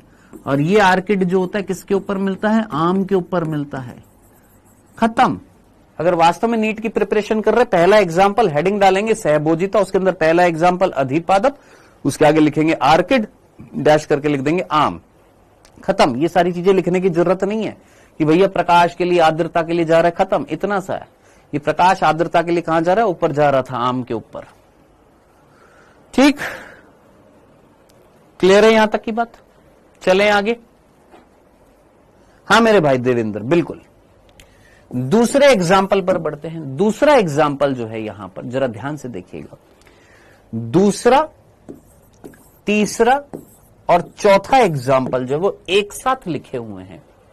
अब यहां पर वर्ड देखिए, यहां लिखा हुआ अधिजंतु और यहां पर लिखा हुआ था अधिपादप, यानी एक पादप पादप के ऊपर मिल रहा था। एक पादप दूसरे पादप के साथ में संबंध दिखा रहा था। एक पादप दूसरे पादप के अधीन था। एक पादप दूसरे पादप के अधीन था कि भैया आप हमको कुछ दे दो, हमको कुछ फायदा हो जाए। उसने बोला ले लो, हमको ना ही कोई फायदा ना ही कोई नुकसान। यानी ये पादप इस पादप के अधीन था, इसलिए नाम क्या पड़ गया? ये जो है ये अधिपादप है। अब वर्ड आ रहा है क्या? अधिजंतु, यानी यहां पर कोई जंतु दूसरे जंतु के अधीन होगा। समझ में आ रहा है? यहां पर एक जंतु किसी दूसरे जंतु के अधीन होएगा, है ना, जिसमें एक जंतु को फायदा हो रहा होगा और दूसरे जंतु को ना ही कोई फायदा ना ही कोई नुकसान। ठीक है, तो यहां पर अधिजंतु के 3 एग्जाम्पल दे रखे हैं। हमारी एनसीईआरटी में सहभोजिता के टोटल 4 एग्जाम्पल दे रखे थे, जिसमें एक है अधिपादप और एक है अधिजंतु। ये नहीं लिखा हुआ हमारी एनसीईआरटी ने। हमारी एनसीईआरटी ने दूसरा, तीसरा और चौथा जो एग्जाम्पल जो है ये किस श्रेणी के अंतर्गत आते हैं? अधिजंतु के अंतर्गत आते हैं। अब दूसरा एग्जाम्पल क्या है, पहले उसको देख लेते हैं। वो है बगुला और चरगाही जंतु। बगुला और चरगाही जंतु अभी बता रहा हूं, एक सेकंड सुन लो। बगुला और चरगाही जंतु, सर कसकटा कैसा दिखता है अभी दिखा दूंगा बेटा। बगुला और चरगाही जंतु, एक एग्जाम्पल ये दे रखा है। और क्या एग्जाम्पल दे रखा है? दूसरा जो एग्जाम्पल दे रखा है वो दे रखा है हमारा क्लाउन मछली, क्लाउन मछली और समुद्री सी एनिमन।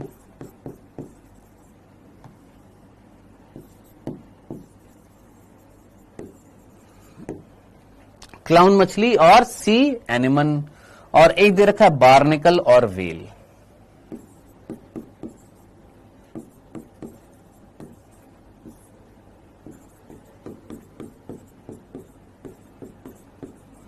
ये जो 3 एग्जाम्पल हमारी एनसीईआरटी ने दिए, इन तीनों को हम एक श्रेणी में रखते हैं और उसका नाम है अधिजंतु, जिसको हम एपीजोन्स कहते हैं। इसको हम एपीफाइट्स बोलते हैं, इनको हम एपीजोन्स बोलते हैं। तो पहले मुझे ये बताओ, तुम्हें अधिपादप समझ में आ गया?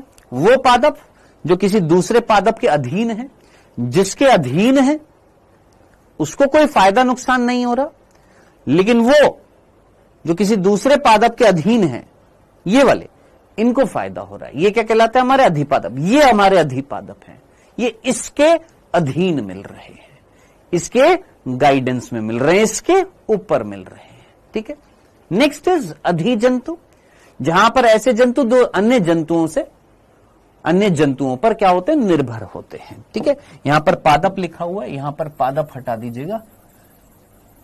जंतुओं पर अधीन होते हैं, उनको हम क्या बोलते हैं? अधिजंतु बोलते हैं। क्लियर है? चलें आगे, आइए। तो ये 3 एग्जाम्पल है, इन तीनों एग्जाम्पल को जस्ट हम डायग्राम से देखेंगे, ठीक है। इसको हम समुद्री एनेमोन बोलते हैं। हमारी एनसीईआरटी में समुद्री एनेमोन लिखा हुआ है। सर कैसा दिखता है? अभी दिखा रहा हूं दोस्त, सारे दिखा रहा हूं।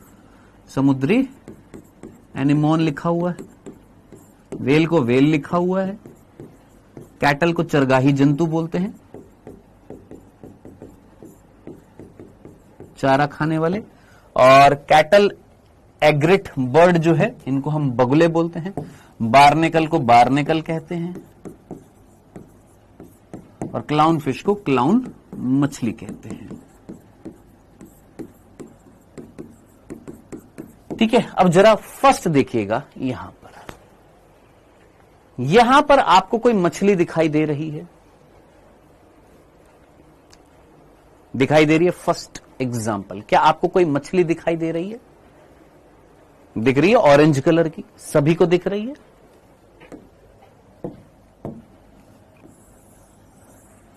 ये मछली दिखाई दे रही है?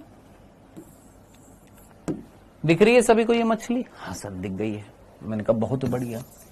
अब ये मछली जो है अपने शिकारी से बचने के लिए, ये जो आपको ऑरेंज कलर के ये जो धागे धागे से जो आपको दिखाई दे रहे हैं, ये इसका नाम है सी एनेमोन।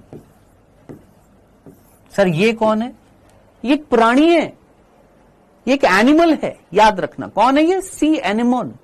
ये एक प्राणी है, सी एनेमोन। उस सी एनेमोन का सहारा ले रही है अपने शिकारी से बचने के लिए, इसके अंदर घुस गई। अब सर ये कैसे सहारा देगा? पूछेंगे ना, सर ये कैसे सहारा देगा? ये जो सी एनेमोन जो होता है, इसमें ये जो आपको आगे की तरफ ये जो संरचना दिखाई दे रही है, ये निकालती है विषैला पदार्थ। क्या निकालती है? ये विषैला पदार्थ निकालती है, विष निकालती है।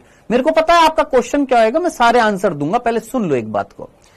ये जो आगे जो ये पार्ट जो होता है, इसको हम बोलते हैं टेंटिकल्स। इंग्लिश में क्या बोलते हैं? टेंटिकल्स। हिंदी में बोलते हैं स्पर्शक।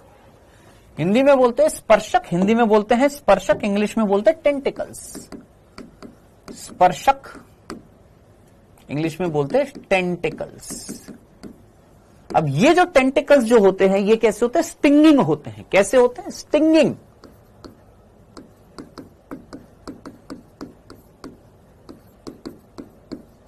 सर स्टिंगिंग का मतलब क्या होता है? वो जो विष निकालते हैं, जो विषैले होते हैं, जो जहरीले रसायन निकालते हैं अपने आप को बचाने के लिए दूसरे एनिमल्स से। ये अब ध्यान से सुनना, इनको हम निडेरियंस के अंतर बोलते हैं। निडेरियंस यानी सिलेंट्रेटा, हम पढ़ेंगे, क्या पढ़ेंगे? सिलेंट्रेटा एक हम संघ पढ़ेंगे, उसके अंतर्गत आते हैं हमारे सी एनिमल्स आते हैं। तो ये जो होती है स्टिंगिंग सेल्स होती है यहां पर, जिनको हम स्टिंगिंग टेंटिकल्स जो होते हैं, या मैं बोलूंगा स्पर्शक जो होते हैं, यहां पर सेल्स होते हैं जिनका नाम होता है स्टिंगिंग सेल्स होती है। ये विषैले पदार्थ निकालती हैं, ठीक है। अब ये मछलियां जो हैं इन सी एनेमन के अंदर जाकर छुप जाती हैं, ताकि ये पहचान में ना आ सके। किसके? अपने शिकारी से। यानी अपने शिकारी से बचने के लिए ये मछलियां इस सी एनेमन के अंदर घुस जाती हैं। अब आपका प्रश्न यही होगा, सर ये विषैला पदार्थ जो इनसे निकल रहा है, क्या इन मछलियों को नहीं मार सकता? बिल्कुल आना चाहिए, प्रश्न आना चाहिए मन में, है ना। अब मन में जब प्रश्न आता है तो इसको सर्च भी करना पड़ता है। सर्च करने पर, जैसे गूगल पर सर्च कर लिया या कहीं पर सर्च कर लिया, आंसर क्या मिलता है? ये जो मछलियां जो होती है, इनके ऊपर एक म्यूकस का, श्लेष्मा का एक आवरण पाया जाता है। किनके ऊपर? इन मछलियों के ऊपर श्लेष्मा का, हाँ दंश कोशिका बोलते हैं, इनके ऊपर, मछलियों के ऊपर म्यूकस का एक आवरण पाया जाता है, श्लेष्मा का एक आवरण पाया जाता है। और वो श्लेष्मा का आवरण इनके जहर से, इनके विषैले जहर से इन मछलियों को क्या करता है? प्रोटेक्ट करता है।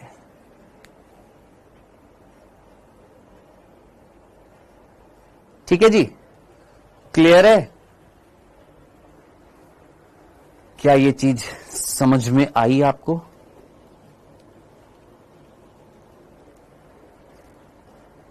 इतनी सी बात थी।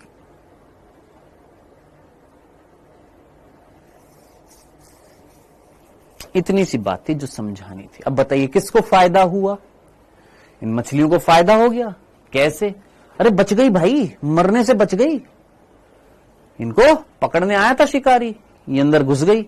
शिकारी आया, उसने देखा अरे अरे अरे ये तो छुप गई है इसके अंदर। किसके अंदर? इस CNM1। CNM1 से खतरा है उनको। सर अगर ये जहर फिश की बॉडी में चला जाए तो? हाँ बेटा, ये फिश जो है जाकर CNM1 के पास जाकर मुंह खोलेंगे, थोड़ा सा फिश, कहेंगे थोड़ा सा हमको जहर दे दो CNM1।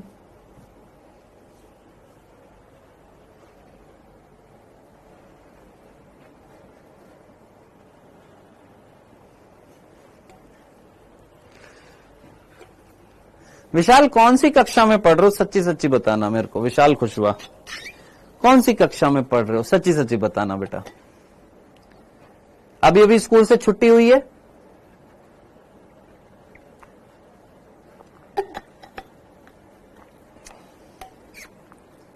स्कूल से छुट्टी हुई है अभी अभी?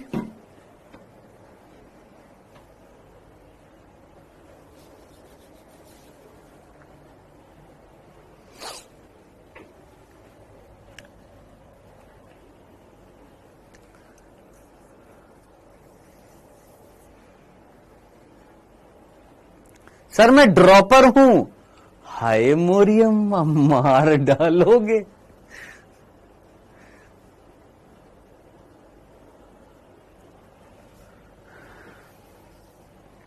चलो आगे बढ़ते हैं, आगे बढ़ते हैं बेटा। क्या ये पहला एग्जाम्पल क्लियर है? फिश के अंदर जहर नहीं जाएगा। फिश भी लल्लू नहीं है कि हम जा रहे हैं बचने के लिए और खुद ही मल लेते हैं, काम करते हैं कि हम शिकारी से तो बचेंगे, क्या पता बचे ना बचे, यहां जाकर मर लेते हैं, काम करें। ऐसे तो नहीं है ना विशाल? ठीक है, चलें आगे। पहला एग्जाम्पल क्लियर हो गया, कौन सा? क्लाउन मछली और CNM1। दूसरे पर आते हैं, बार्नेकल और वेल। ये देखिए, ये होते हैं बार्नेकल्स।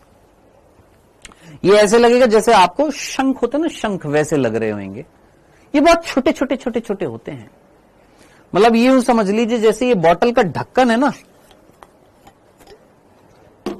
इस बॉटल के ढक्कन जितने होते हैं ये बार्नेकल्स, और वेल की त्वचा पर ये चिपक जाते हैं। अब देखने से तो ऐसा लगेगा अरे सर ये तो वेल की त्वचा से अगर चिपक गए तो वेल की त्वचा से ये पोषण चुराते होंगे। नहीं नहीं, वेल को कोई फायदा, ना ही कोई फायदा होता है ना ही कोई नुकसान होता है। ये बार्नेकल जो होते बस इसकी त्वचा से चिपक जाते हैं। अब इससे फायदा किसको होगा? सोचो, वेल जब पानी में घूमेगी तो क्या पानी के अंदर पादप प्लावक नामक कोई चीज होती है? जरा सुनिए, पादप प्लावक नामक कोई चीज होती है। पादप प्लावक, फाइटोप्लैंक्टॉन्स। क्या ये बच्चों आपने नाम सुना है? क्या पादप प्लावक, कितने बच्चों ने नाम सुना है? अब मेरे को पता है अब कुछ बच्चे होंगे, विशाल पूछेगा सर वेल को खुजली नहीं होती होगी क्या? सर है विशाल, ऐसा मन में क्वेश्चन आ रहा था क्या? है सर खुजली होती होगी, चिपक जाते होंगे, खुजली होती होगी।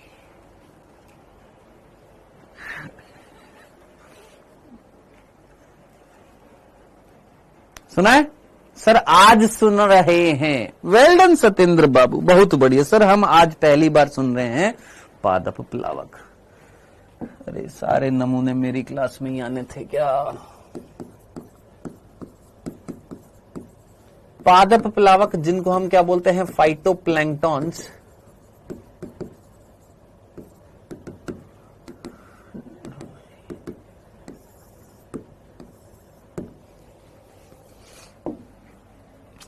ये जो फाइटोप्लैंक्टॉन्स, ये जो पादप प्लावक जो होते हैं, ये क्या होता है बेटा? ये पादपों के समान पानी की सतह पर प्लावी अवस्था में मिलते हैं। सर समझ में नहीं है। मैंने कहा पानी, ये मान ले पानी है यहां पर, है ना? उस पानी की जो ऊपरी सतह जो है, उस सतह पर कुछ एकल कोशिकीय जीव हैं जो तैर रहे हैं। एकल कोशिकीय जीव जो तैर रहे हैं और वो अपना खाना खुद बना रहे हैं। क्या बोला हमने? अपना खाना खुद बना रहे हैं, यानी स्वयपोषी, यानी पादपों के जैसे होते हैं। उनको हम बोलते हैं पादप प्लावक बोलते हैं। जिनको नहीं पता था, सिंगल लाइन में सिंगल लाइन में आंसर क्या? व्हाट इज पादप प्लावक, what is phytoplanktons? Single celled organism, एकल कोशिकीय जीव जो पानी की सतह पर रहते हैं, प्रकाश संश्लेषण करते, अपना खाना खुद बनाते हैं, पादपों के समान, इसलिए हमने उनको नाम दिया पादप प्लावक। पादप क्यों बोला? क्योंकि वो स्वयपोषी होते हैं, इसलिए पादप बोला, क्योंकि पादपों के समान लक्षण दिखाते हैं। प्लावक वर्ड कहां से आया? प्लावकता, प्लावकता मीन्स बायोन्सी, बायोन्सी मीन्स ऊपर की तरफ तैरना, पानी के ऊपर तैरना। तो बेटा ये जो होते हैं ना, ये बार्निकल्स, ये खाते हैं क्या? पादप प्लावक। ये क्या खाते हैं? पादप प्लावक खाते हैं। अब ये खुद मोटाइल तो होते नहीं है, यानी चलायमान तो होते नहीं है, तो ये जहां जहां पर रिप्रोडक्शन करते हैं, वहां वहां पर जब वेल गुजरती है समुद्र में, वहां वहां उस वेल से क्या हो जाते हैं? चिपक जाते हैं। अब वेल से जब ये चिपक जाते हैं, उसके शरीर से चिपक जाते हैं, तो वेल जहां जहां जाएगी, जहां जहां पादप प्लावक होंगे, वहां वहां पर इनको क्या मिल जाएगा सर? पोषण मिल जाएगा। मैं आपको एक चीज बता देता हूं, ध्यान से सुनिएगा। आपको क्या लगता है वेल क्या खाती है? वेल का मुख्य भोजनीय पदार्थ क्या होता होगा?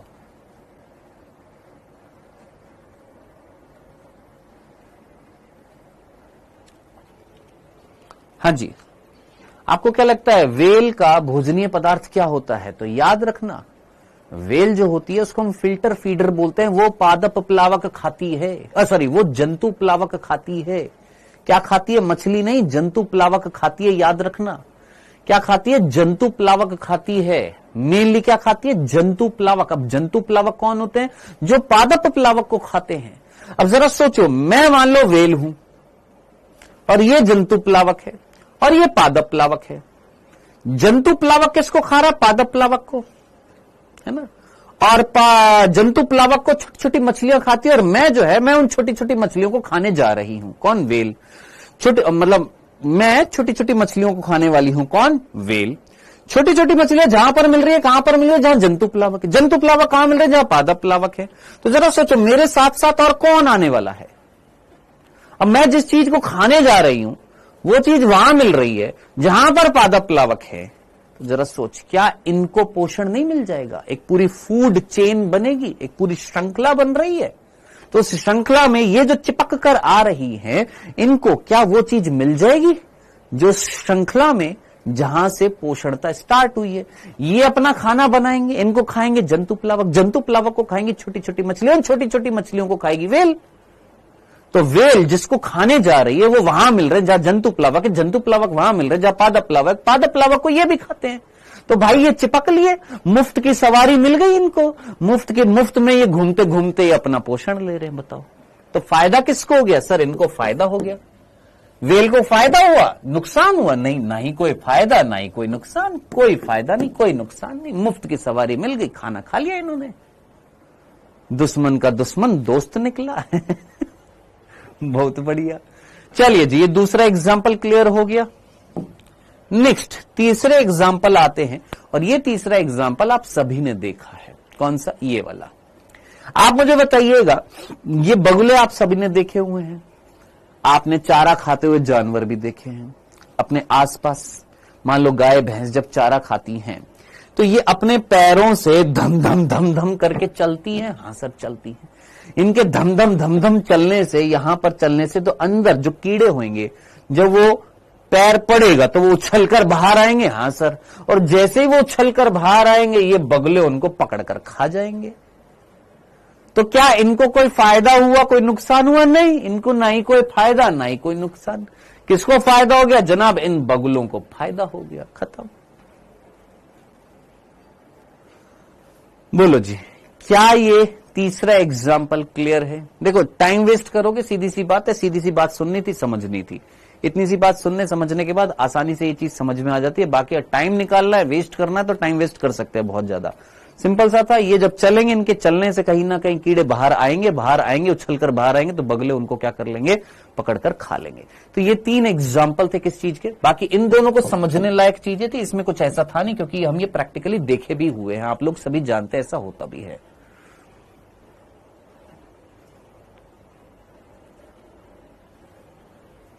ठीक है जी, चलिए जी, ये था हमारा क्या? खत्म हो गया क्या? सहभोजिता। जल्दी से मुझे बताइए, यहां पर हमने कौन सा संबंध खत्म कर दिया है? बताओ हमें जल्दी से, कौन सा संबंध खत्म हो चुका है? सर ये बगले गाय के कान में से मैल निकालते।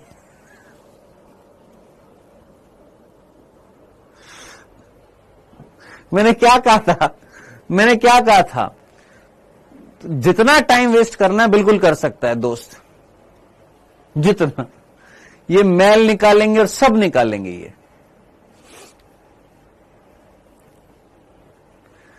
सर हमने ये सहभोजिता के साथ साथ बेटा हम लोगों ने यहां पर क्या खत्म कर दिया है, धनात्मक संबंध खत्म कर दिए हैं। कौन से धनात्मक संबंध, पॉजिटिव इंटरेक्शंस जो थे, जिसके दो टाइप थे, एक सहजीवी जिसको हमने सहोपकारी भी बोला, और एक हमने पढ़ा सहभोजिता, उसके भी हम लोगों ने 4 एग्जाम्पल पढ़ लिए हैं।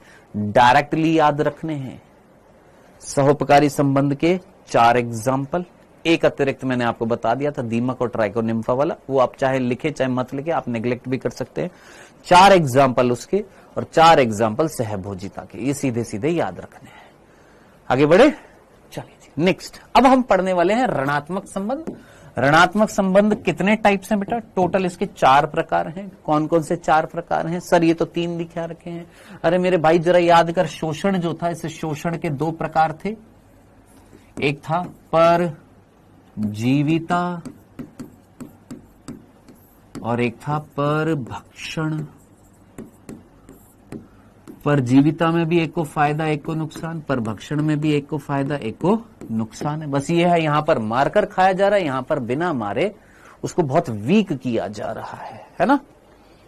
और एक है अमेंसलिज्म, प्रतिजीविता, ये अंतरजातीय परजीविता बोला जाता है इसको।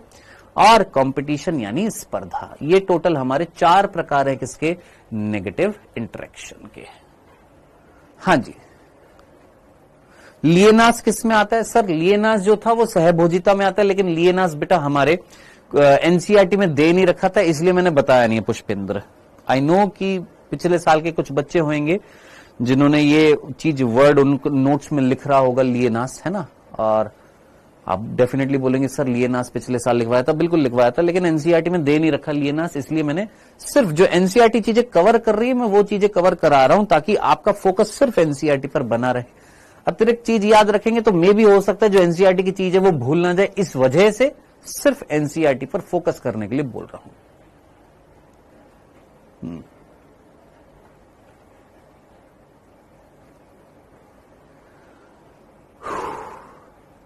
आगे बढ़े,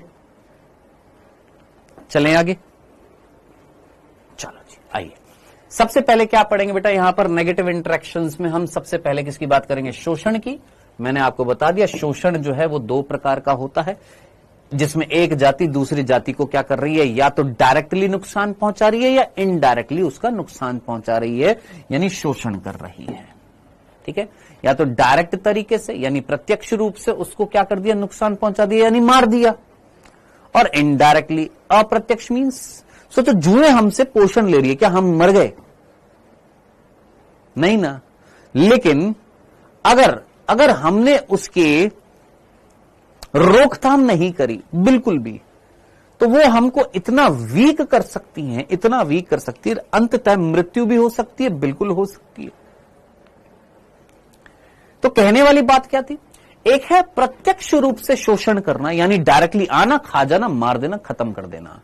एक है अप्रत्यक्ष यानी इनडायरेक्टली यानी अप्रत्यक्ष रूप से क्या करना, शोषण करना, यानी आप उससे पोषण तो ले रहे हो, उसको मार नहीं रहे हो, आप पोषण लेते जा रहे हो, इतना ले लिया कि भैया फाइनली वो व्यक्ति इतना वीक हो जाएगा कि फिर अंततः क्या हो जाएगी, उसकी मृत्यु हो जाएगी। जैसे आप मुझे बताइए भैया प्लाज्मोडियम के केस में, अगर प्लाज्मोडियम अंदर चला गया, चला गया, हाँ जी चला गया, अंदर जाते ही हमें मार देगा, घुसा और धड़ाम मृत्यु। सोचो आज मेरे को मान लो मादा एनाफ्लीज ने काटा, उस मादा एनाफ्लीज के अंदर मान लो प्लाज्मोडियम फेल्सीपेरम था। सोचो इमेजिन करो प्लाज्मोडियम फेल्सीपेरम घुसते ही एकदम से भसोट खत्म, मैं एकदम से नहीं ना, टाइम लगेगा ना, पहले वो वीक करेगा, अपनी संख्या बढ़ाएगा, हमसे पोषण लेता जाएगा, एक टाइम ऐसा आ जाएगा कि हमारा जो इम्यून सिस्टम है इतना वीक हो जाएगा कि हम उससे लड़ नहीं पाएगा हमारा शरीर, तब जाकर क्या हो सकती है, मृत्यु हो सकती है। तो कहने वाली बात क्या थी कि डायरेक्टली क्या करना, प्रत्यक्ष रूप से शोषण करना मीन्स परभक्षण, इनडायरेक्टली यानी अप्रत्यक्ष रूप से शोषण करना मीन्स परजीविता। ये दो प्रकार हैं किस चीज के, शोषण के। एक है पैरासिटिज्म परजीविता और एक है प्रिडेशन यानी परभक्षण यानी परभक्षिता। क्लियर है? चलें आगे बढ़े। सबसे पहले क्या पढ़ेंगे बेटा, यहां पर परजीविता की बात करेंगे, पैरासिटिज्म की बात करेंगे। बहुत बहुत बहुत इंपॉर्टेंट। क्यों सर? क्योंकि बहुत सारे क्वेश्चंस यहां से बनते हैं, किससे, पैरासिटिज्म से। ठीक है, किससे क्वेश्चन बनेंगे, पैरासिटिज्म से बहुत सारे क्वेश्चंस बनते हैं, परजीविता से बहुत सारे क्वेश्चन बनते हैं। आइए एक एक करके बिंदु पढ़ेंगे, एक एक लाइन पढ़ेंगे एनसीईआरटी की जो कवर होती जा रही है। अच्छा, आगे बढ़ने से पहले मैं आपको 10 मिनट का समय दे रहा हूं। आपने 10 मिनट के अंदर अंदर अपनी एनसीईआरटी को पढ़ना है। हमने सिर्फ दो चीजें पढ़ी हैं। क्या क्या? एक हमने पढ़ा है सहभोजिता और एक हमने पढ़ा है सहोपकारिता।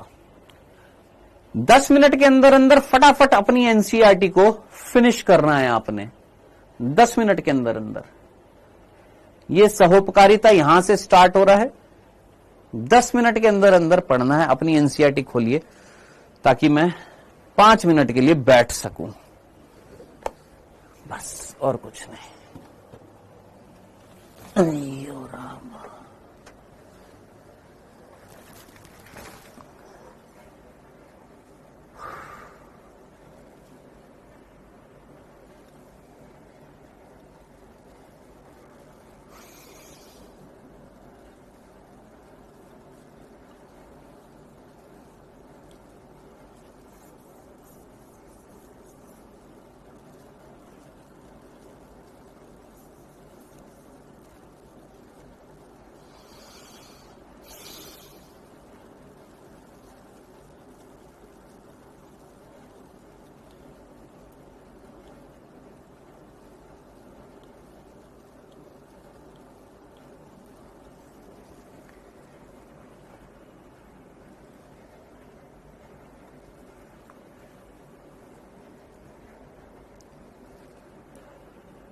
सर, जैसे सुंदर जेठालाल को धीरे धीरे पैसे लेता है, वैसे ही पैराकाइटिज्म है। सर, रिएक्शन करेगा हमारी बॉडी में। सर, म्यूचुअलिज्म में माइकोराइजा भी आता है। यस बेटा, म्यूचुअलिज्म में माइकोराइजा भी आता है। ठीक है, जिसमें उच्च पादपों की जड़ें और कवक के साथ सहजीवी संबंध होता है, जिसको हम कवक मूल कहते हैं। ठीक है, उसको हम क्या बोलते हैं, कवक मूल बोलते हैं, माइकोराइजा बोलते हैं।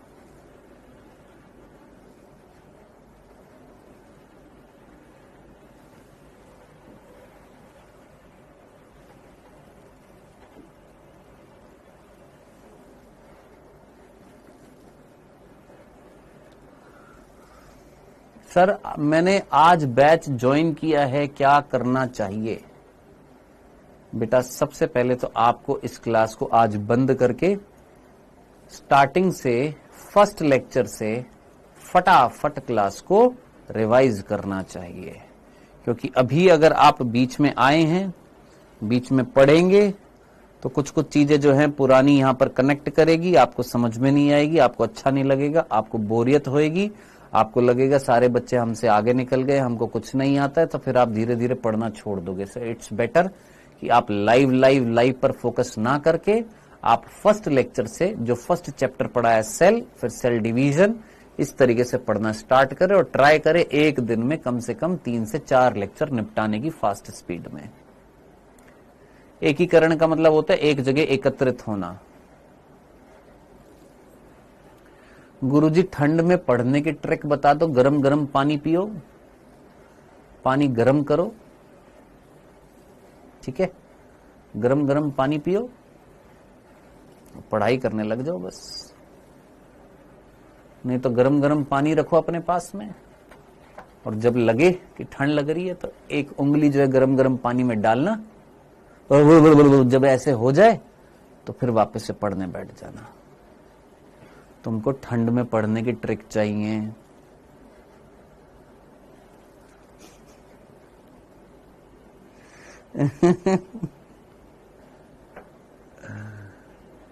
अरे यार,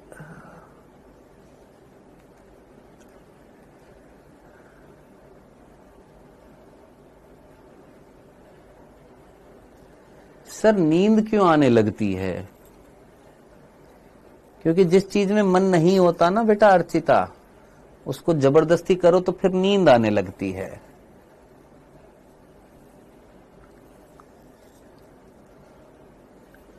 पढ़ लिया?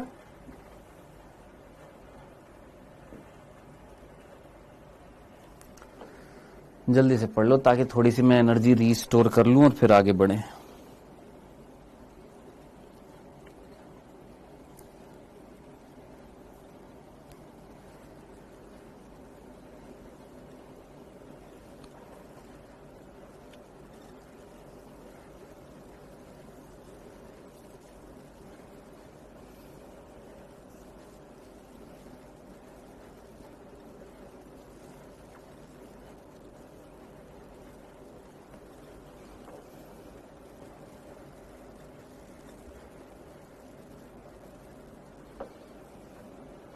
ओके, मैं आपको भेज दूंगा।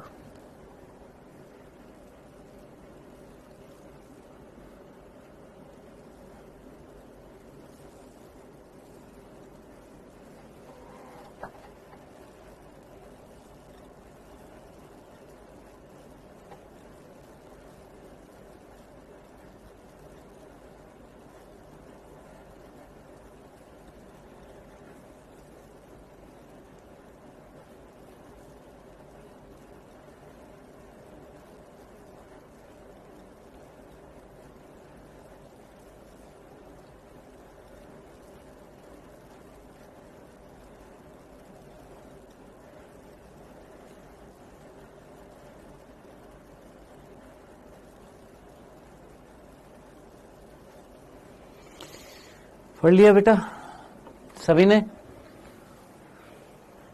चल करें स्टार्ट। ओके विशाल कह रहा है सर मैं आज एनसीईआरटी पढ़कर आया था। चलो, और कोई बच्चा जो एनसीईआरटी पढ़कर आया था? देखो विशाल पढ़कर आया था, विशाल कुशवाहा एनसीईआरटी पढ़कर आया था। तो आज विशाल कुशवाहा को दिया जाता है मेरी तरफ से बहुत ही बड़ा तोहफा। विशाल कुशवाहा आज एनसीईआरटी पढ़कर आया, विशाल कुशवाहा को मेरी तरफ से ये तोहफा।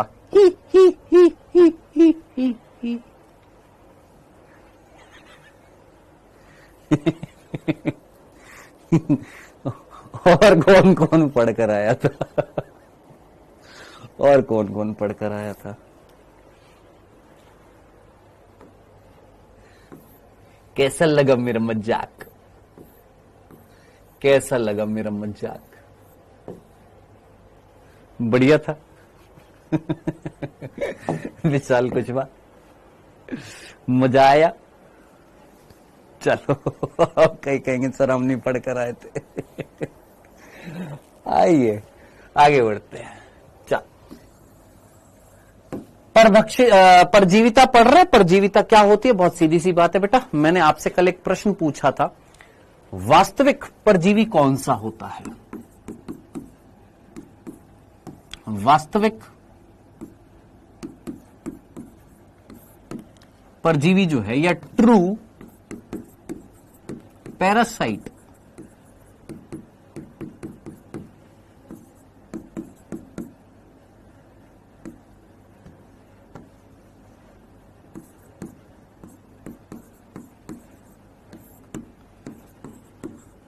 वास्तविक परजीवी कौन सा होता है? वो जो अपने परपोषी से किस चीज के लिए डिपेंडेंट हो? अपने परपोषी पर, अपने परपोषी, परपोषी यानी होस्ट, अपने परपोषी पर किस चीज के लिए डिपेंडेंट हो? अपने परपोषी पर भोजन और आवास, भोजन और आवास के लिए डिपेंडेंट होता है, उसको हम क्या बोलते हैं? वास्तविक परजीवी बोलते हैं, ट्रू पैरासाइट बोलते हैं। सिंपल। इसमें कोई तकलीफ तो नहीं थी, ये सभी बच्चे जानते हैं, आराम से ये चीज समझ में आती है। चल, पहला बिंदु, इस प्रकार के संबंध में दो जातियों के विभिन्न आकार के जीव होते हैं, जिसमें से एक छोटा जीव होता है जिसको हम परजीवी बोलते हैं, उसको लाभ मिलता है, और बड़ा जीव जो होता है पोषक होता है, उसको क्या होती है जनाब, हानि होती है।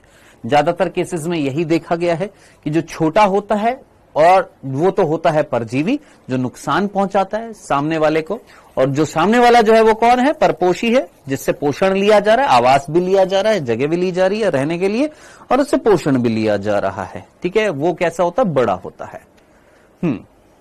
ठीक है जी, डन। क्या ये पहला बिंदु क्लियर हो गया? ये सारे बिंदु लिखते हुए जाने हैं आपने।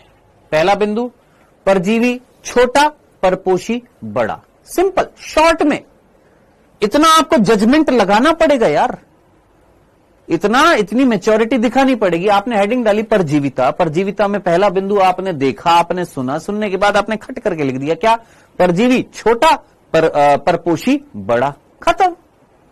सिंपल सिंपल, एक लाइन में आ गया। चलिए जी, दूसरा, इस प्रकार के संबंध में परजीवी जो है वो पोषक के लंबे समय तक पोषण और आश्रय के लिए उपयोग किया जाता है। ये आपने ऑलरेडी लिख दिया कि भैया वास्तविक परजीविता क्या होती है, जिसमें परजीवी जो है वो पोषक से क्या लेता है सर, पोषण भी लेता है, और आश्रय मीन्स जगह भी ले रहा है, आवास भी ले रहा है। वही तो कौन है, वास्तविक परजीवी है। तो जो दूसरा बिंदु था वो ऑलरेडी आप लिख चुके हो, लिख लिया आपने, क्या ये लिखने की जरूरत है? नहीं जी, खत्म। तीसरा बिंदु, परंतु अपने पोषक को हत्या नहीं करता। अगर हत्या कर दी, लेते ही उसको पोषण लेते ही मार दिया, या मार दिया पोषण के लिए, तो वो तो परभक्षण कहलाएगा। तो इमीडिएटली उसको मारता नहीं है, हां उसको इतना वीक कर देगा, इतना वीक कर देगा कि वो बेचारा फाइनली, अगर वो अपने आप को ठीक नहीं कर पाया, उसके पास इलाज नहीं है। ये तो चलो हम मनुष्य के संदर्भ में बोल रहे हैं, जानवरों के संदर्भ में जानवरों का कोई डॉक्टर थोड़ा ना होता है कि गाय जो है आज गई गाय के डॉक्टर के पास में, नहीं ना। ये तो मनुष्य जो है वो ट्रीटमेंट करते हैं किसका, एनिमल्स का, है ना। कोई एनिमल डॉक्टर देखा है तुमने? कोई एनिमल खुद एक डॉक्टर हो देखा है? पॉसिबल नहीं है ना। कोई गाय देखी डॉक्टर, कोई भैंस देखी डॉक्टर, नहीं ना। तो वो उनका खुद का प्रतिरक्षा तंत्र उनका क्या होएगा, मजबूत होएगा अपने आप को लड़ने के लिए। ठीक है, हां हम उनकी मदद कर सकते हैं, ऑब्वियस ही बात है। तो कहने वाली, कुल मिलाकर यहां पर कहने वाली बात जो थी, समझने वाली बात जो थी क्या, कि ये जो है, ये परजीवी जो है, ये परपोषी की हत्या नहीं करते हैं, उसको मारते नहीं है, लेकिन हां उसको इतनी हानि पहुंचा देते हैं कि फाइनली उसकी जीवन क्षमता, उसकी जनन क्षमता, उसकी जिंदा रहने की क्षमता क्या हो सकती है, कम हो सकती है। और अगर धीरे धीरे धीरे धीरे धीरे धीरे उनकी संख्या अगर कम होती गई, तो ऑब्वियस ही बात है उनका घनत्व, उनकी डेंसिटी उस जगह पर क्या होती जाएगी, कम होती जाएगी। जैसे आप सभी ने, आप हालांकि आप छोटे बच्चे हैं, आप में कई ऐसे भी बच्चे होंगे जिन्होंने सोशल साइंस या हिस्ट्री पढ़ी होगी। सोचिए, क्या प्लेग एक महामारी के रूप में फैला था? क्या कोरोना एक महामारी के रूप में फैला था?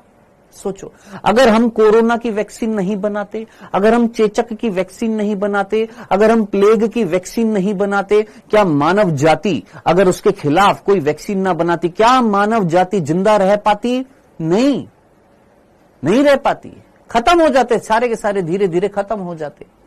तो जरा सोचिए, यहां पर यही तो लिखा हुआ है कि अधिकांश परजीवी जो है वो परपोषी को हानि पहुंचाते हैं, मारते नहीं है डायरेक्टली, पर इतनी हानि पहुंचा देते कि परपोषी की उत्तरजीविता यानी उसकी सर्वाइवल की रेट जो होगी, जिंदा रहने की जो क्षमता जो होगी, उसकी वृद्धि की जो क्षमता जो होगी, उसकी जनन करने की जो क्षमता आएगी, उसको धीरे धीरे क्या कर देते हैं, कम कर देते हैं। और फाइनली उसकी जो पॉपुलेशन का जो घनत्व जो है, उसकी जनसंख्या का जो घनत्व जो है, पॉपुलेशन की जो डेंसिटी है, वो क्या हो सकती है, घट सकती है। उसको इतना नुकसान पहुंचा सकते हैं, डायरेक्टली नहीं मार रहे हैं, अप्रत्यक्ष रूप से उसको क्या पहुंचा रहे हैं, हानि पहुंचा रहे हैं। क्या आपको ये 4 बिंदु समझ में आए?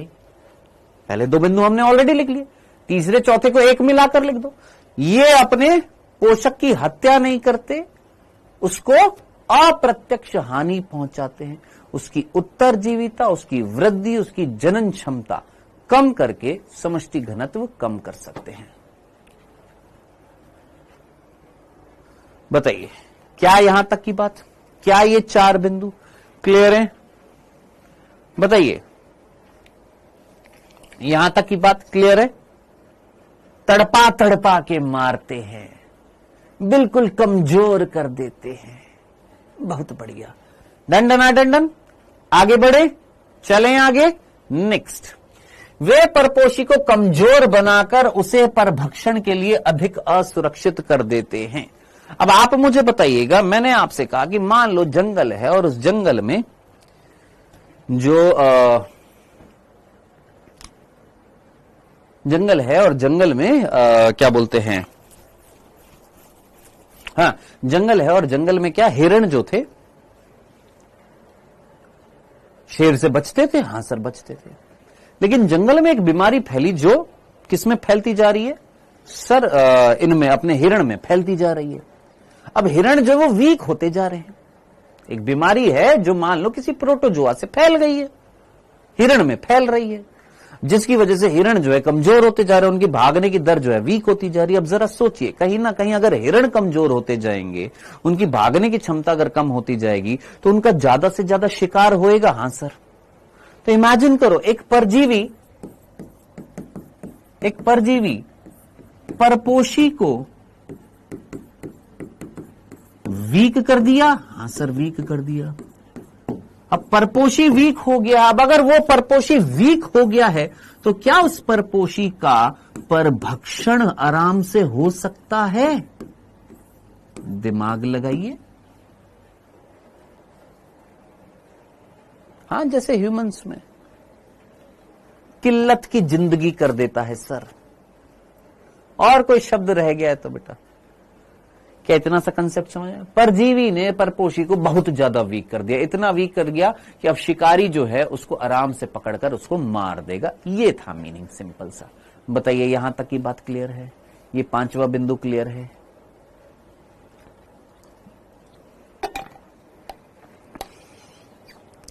आगे बढ़े, चलें आगे। नेक्स्ट, अब ये छठे बिंदु पर आते हैं और छठा बिंदु कई बच्चों को समझ में नहीं आता। अनेक परजीवी परपोषी विशिष्ट के रूप में विकसित हुए हैं। इस प्रकार परपोषी और परजीवी दो सह विकसित होते हैं, अर्थात एक ही परपोषी जाति के साथ सफल होने के लिए अगर परपोषी परजीवी को अस्वीकार करने पर प्रतिरोध करने के विशेष साधन विकसित करता है तो परजीवी को उन साधनों को निष्प्रभावी और व्यर्थ करने के लिए साधन विकसित करने होते हैं। और इसी बिंदु के साथ 3 बिंदु और हैं, 1 2 3। अब सर ये समझ में नहीं आता है। मैंने कहा आइए इसको समझते हैं एक सिंपल से डायग्राम से। मैंने कहा दोस्त मान लो ये एक ऑर्गेनिज्म है, ये एक एक्स जीव है और ये इसका परजीवी है।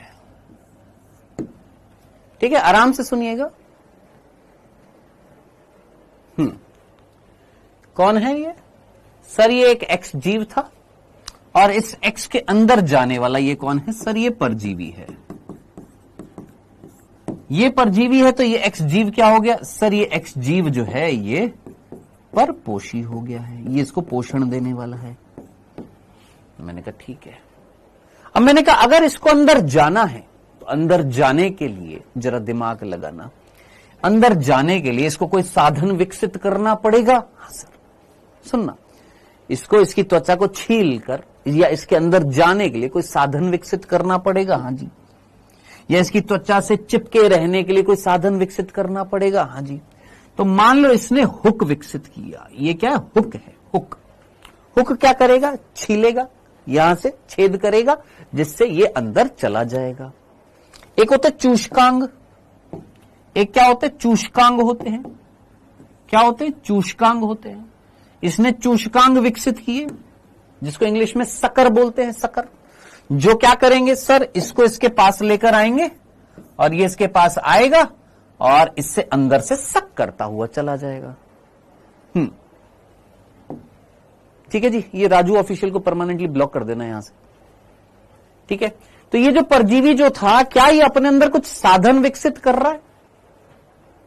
क्या ये परजीवी जो था, क्या ये अपने अंदर कुछ साधन विकसित कर रहा है? किससे? इस एक्स जीव से पोषण प्राप्त करने के लिए, अंदर जाने के लिए क्या बना रहा था सर? हुक बना रहा था। और पोषण लेने के लिए क्या उत्पन्न कर रहा है सर? चूषकांग उत्पन्न किए इसने अपने अंदर विकास के दौरान किए। हाँ सर। अब आप मुझे बताइए, ये जो एक्स जीव है ये कहेगा आजा मेरा पोषण ले ले।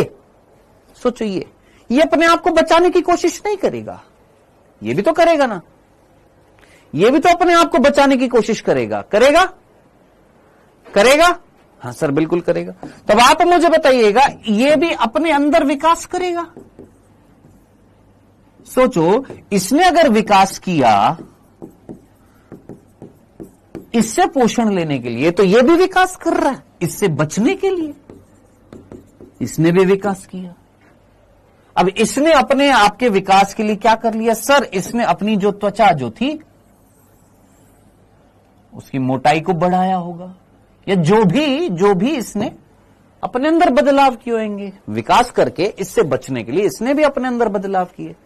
अब अगर इसने चेंज लिया, ये एक्स जीव अपने अंदर चेंज ला रहा है, तो डेफिनेटली इसमें नहीं घुस पाएगा। अब जरा सोचिए, अगर इसको इससे पोषण लेना है तो फिर इसको वापस से क्या करना पड़ेगा? फिर विकास करना पड़ेगा, फिर ना कोई साधन विकसित करना पड़ेगा इससे पोषण। फिर अगर ये विकास करेगा तो फिर ये कहेगा कि हम भी फिर से विकास करेंगे, फिर से तुमसे बचने के लिए। तो जरा सोचिएगा, क्या परजीवी और परपोषी क्या सह विकास कर रहे हैं या नहीं? दिमाग लगाइए।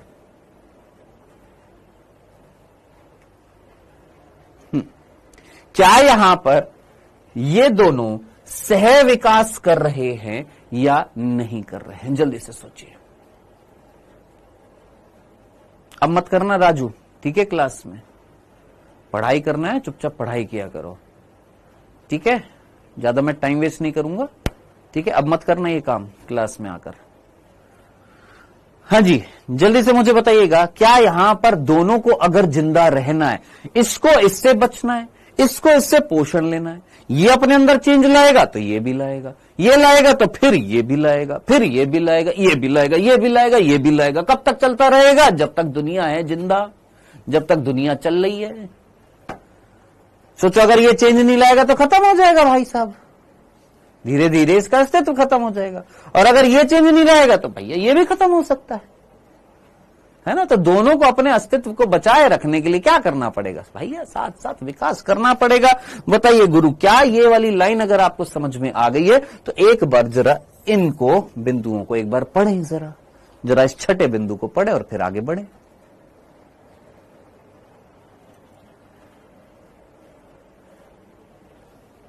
वेल डन पुष्पेंद्र, बहुत बढ़िया सर। मतलब अगर होस्ट परजीवी के खिलाफ गुण पैदा कर लेता है तो परजीवी को भी ऐसे गुण पैदा करने होंगे जिससे परजीवी को अंदर जाने के लिए लाभदायक हो। बिल्कुल सही है सर जी। आपने होस्ट को परपोसी लिखा है वाय।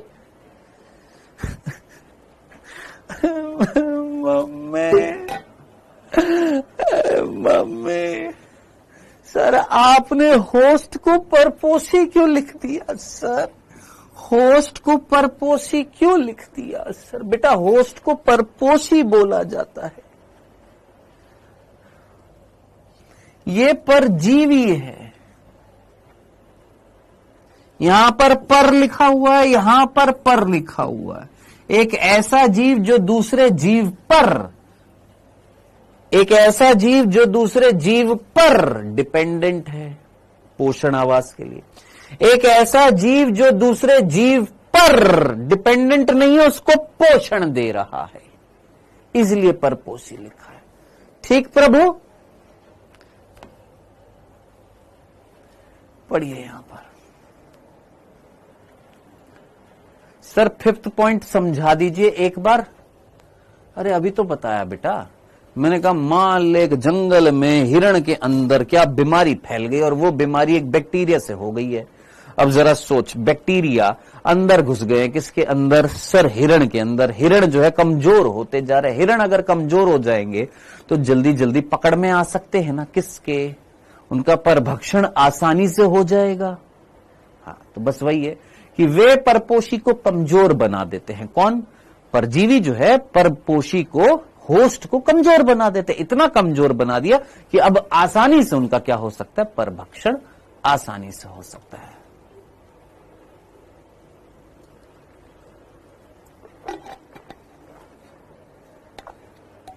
यानी अब वो जरा सोच, क्या वो वीक हो गए हैं? और अगर अब ये वीक हो गए तो क्या ये सुरक्षित है कि असुरक्षित है? सर ये तो बहुत ही ज्यादा असुरक्षित है। थोड़ा कॉमन सेंस लगाओ कि परजीवी ने परपोषी के क्या कर दिया, उसको वीक करता गया, उससे पोषण लेता गया, लेता गया। ले लिया? हाँ सर। अब ये इतना ज्यादा वीक हो गया, अधिक क्या हो गया? सुरक्षित है कि असुरक्षित? असुरक्षित है कि अब आसानी से उसका क्या किया जा सकता है, परभक्षण किया जा सकता है। बस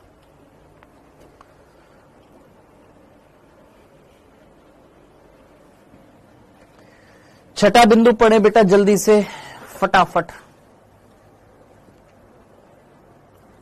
सर परभक्षण के लिए सुरक्षित हो जाता है ना वो, या असुरक्षित हो जाता है? सर ये समझ नहीं आ रहा। क्या बच्चे हैं यार ये।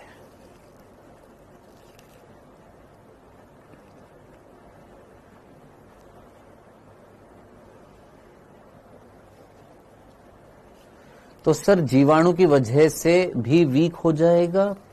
बेटा जीवाणु परजीवी ही तो होता है बेटा।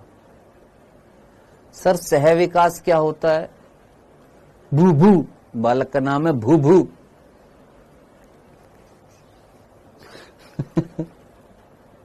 कल आया था चुम्मी बॉय, आज आया भू।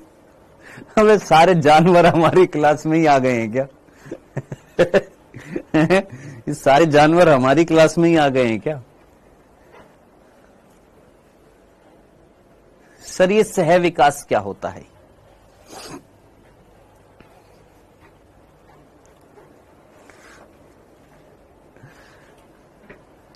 बेटा साथ साथ विकसित होना, जो अभी हमने इस एग्जाम्पल में देखा था, ये जो अभी हमने पीछे एग्जाम्पल देखा था ना, उसमें हमने क्या लिखा था कि भैया दो जीव हैं, एक जीव एक को नुकसान पहुंचा रहा है, तो उससे बचने के लिए होस्ट जो है विकसित हो रहा था। होस्ट अगर विकसित हो गया तो परजीवी जो है वो बोला कि अरे भैया तुम विकसित हो गए, फिर मैं तुमसे पोषण कैसे लूंगा, मैं भी विकास करूंगा। तो दोनों साथ साथ क्या कर रहे हैं, विकास कर रहे हैं। हाँ भैया ये पढ़ लिया।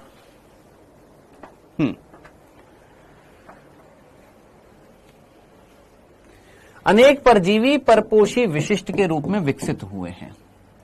वे परपोषी की केवल एक ही जाति पर परजीवी जीवन बिताते हैं। इस प्रकार परपोषी और परजीवी दो सह विकसित होते हैं, अर्थात एक ही परपोषी जाति के साथ सफल होने के लिए अगर परपोषी परजीवी को अस्वीकार करने का प्रतिरोध करने की विशेष साधन विकसित करता है, तो परजीवी को उन साधनों को निष्प्रभावी और व्यर्थ करने के लिए साधन विकसित करने पड़ेंगे। ये बोल रहा है कि अगर कोई परपोषी यानी होस्ट के साथ सफल होने के लिए अगर परपोषी परजीवी को अस्वीकार करता है, यानी एक परपोषी है वो परजीवी को अस्वीकार करना चाहता है, एक परपोषी जो है वो इस परजीवी को अस्वीकार करना चाहता है, वो चाहता है कि ये मेरे अंदर ना आए, तो वो क्या करेगा, प्रतिरोध करेगा, वो कुछ साधन विकसित करेगा परपोषी। हाँ सर करेगा, साधन विकसित करता है। हाँ तो बदले में परजीवी जो है वो भी तो साधन विकसित करेगा। अच्छा तू साधन विकसित कर रहा है, मेरे को अंदर नहीं आने दे रहा, मैं भी कुछ ना कुछ बदलाव लाऊंगा अपने अंदर। तो परजीवी जो है उन साधनों को निष्प्रभावी करने के लिए और व्यर्थ करने के लिए वो भी क्या करेगा, कुछ ना कुछ अपने अंदर विकास करेगा, वो भी विकसित होएगा। यानी अगर एक विकसित हो रहा है तो दूसरा भी विकसित हो रहा है। ये था मीनिंग।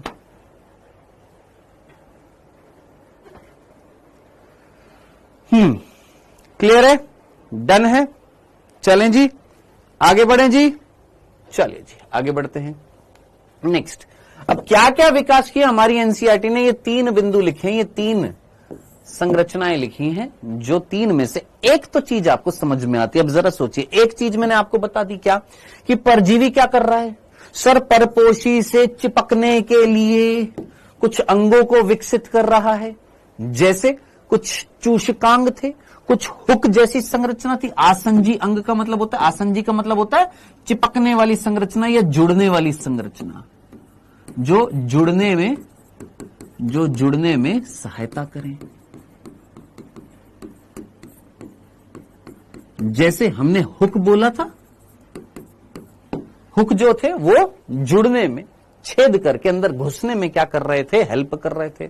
चूषकांग मैंने बोला था, चूषकांग जो सक करने के लिए, चूसने के लिए, पोषण को चूसने के लिए, चिपकने में हेल्प कर रहे हैं। हाँ सर, तो ये वाली चीज तो मैंने आपको बता दी है, क्या कि परजीवी ने क्या अपने अंदर साधन विकसित किए। ये दो मैंने अभी तक आपको नहीं बताया, तो ये दोनों और बताने। आइए एक बार इन दोनों को और देख लेते हैं फटाफट। पाचन तंत्र का लोप और उच्च जनन क्षमता, सर इसका मतलब क्या है? मैं एक सिंपल सा प्रश्न पूछता हूं। मान लो ये अंदर चला गया, कौन अंदर चला गया? मान लो ये अंदर चला गया है, ठीक है। अब आप मुझे बताइए, अंदर जाकर ये जो परपोषी जो था, क्या इस परपोषी से ये पोषण चुराएगा? हाँ सर, चुराएगा। मान लो इस परपोषी ने रोटी खाई, रोटी गई अंदर, रोटी के अंदर क्या था? स्टार्च था। उस स्टार्च का क्या हो गया सर? पाचन हो गया। स्टार्च आगे चलकर किसमें टूट चुका है सर? स्टार्च का पाचन हो गया। स्टार्च जो है आगे चलकर टूट गया किसमें? ग्लूकोज में।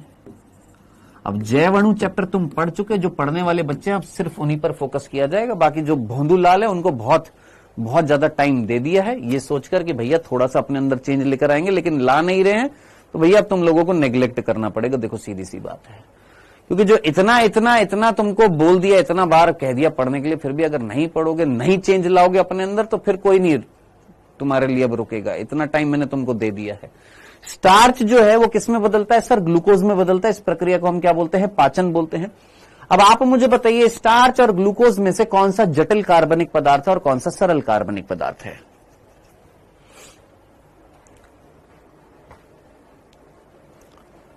हाँ जी,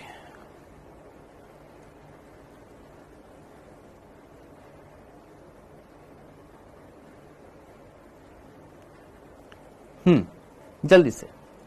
स्टार्च जटिल है और ग्लूकोज जो है वो कैसा है? सिंपल है ना। सेल के अंदर क्या जाता है, जरा जल्दी से ये भी सोच लो। एक सेल जो है उसको अगर रेस्पिरेशन करना है तो उसके अंदर क्या जाता है? ग्लूकोज जाता है ना। एक सेल को अगर श्वसन करना है तो ग्लूकोज जो है उसके अंदर, सेल के अंदर जाता है। हाँ जी, जाता है। अब मैं तुमसे कह रहा हूं, ये जो जीव जो था, ये मान लो एक बैक्टीरिया है। ये कौन है? एक बैक्टीरिया है। जस्ट इमेजिन, ये एक बैक्टीरिया, ये अंदर चला गया। या कोई भी एकल कोशिकीय जीव है दोस्त, ये कोई प्रोटोजोआ है ना, ठीक है जी। अब ये अंदर चला गया। अब आप मुझे बताइएगा, दिमाग लगाइएगा, ये ग्लूकोज सरल कार्बनिक पदार्थ, ये जटिल कार्बनिक पदार्थ, इसका यहां पर क्या हुआ सर? पाचन हुआ। अब मुझे एक सिंपल सी बात मैं पूछूंगा तुमसे, ये जो है, ये जो परजीवी, ये परजीवी जो है, क्या इस परजीवी के अंदर पाचन तंत्र होना चाहिए या नहीं होना चाहिए? सोचो, अगर इसके अंदर पाचन तंत्र होता तो वो पाचन तंत्र में हम पाचन कराते हैं फूड मटेरियल का। उस पाचन तंत्र में भोजन का पाचन करने के लिए एनर्जी लगती है। मेरे भाई, इसको वो चीज मिल गई है जो खुद पाचन से बन रही है। किसके? इस परपोषी के पाचन तंत्र से ये चीज बन रही है। क्या इसको पाचन तंत्र की आवश्यकता है खुद के? दिमाग लगा, इसको स्मार्टली काम करना है, इसको विकसित होना है, इसको अपनी ऊर्जा को संरक्षित करना है। तो हिसाब से क्या होना चाहिए? क्या इसको अपना पाचन तंत्र विकसित रखना चाहिए या उस पाचन तंत्र को खत्म कर देना चाहिए? दिमाग लगाओ, सोचो, दिमाग लगाओ। क्या इसको अपना पाचन तंत्र रखना चाहिए, धीरे धीरे खत्म कर देना चाहिए? सर, इसको अपना पाचन तंत्र समाप्त कर देना चाहिए। क्यों? क्योंकि इसको पाचन तंत्र की जरूरत ही नहीं है, इसको पाचन की जरूरत नहीं है। क्यों? क्योंकि इसको ऑलरेडी पाचनीय भोजन मिल रहा है। तो इसको जब इसकी जरूरत नहीं है तो इसको अपनी बॉडी में चेंज लाने पड़ेंगे। तो वो क्या चेंज लेकर आया कि इसने अपने पाचन तंत्र का, इसमें क्या हो गया? लोप हो गया, लॉस कर रहा है। ये अपने शरीर से पाचन तंत्र को खत्म कर रहा है। क्यों?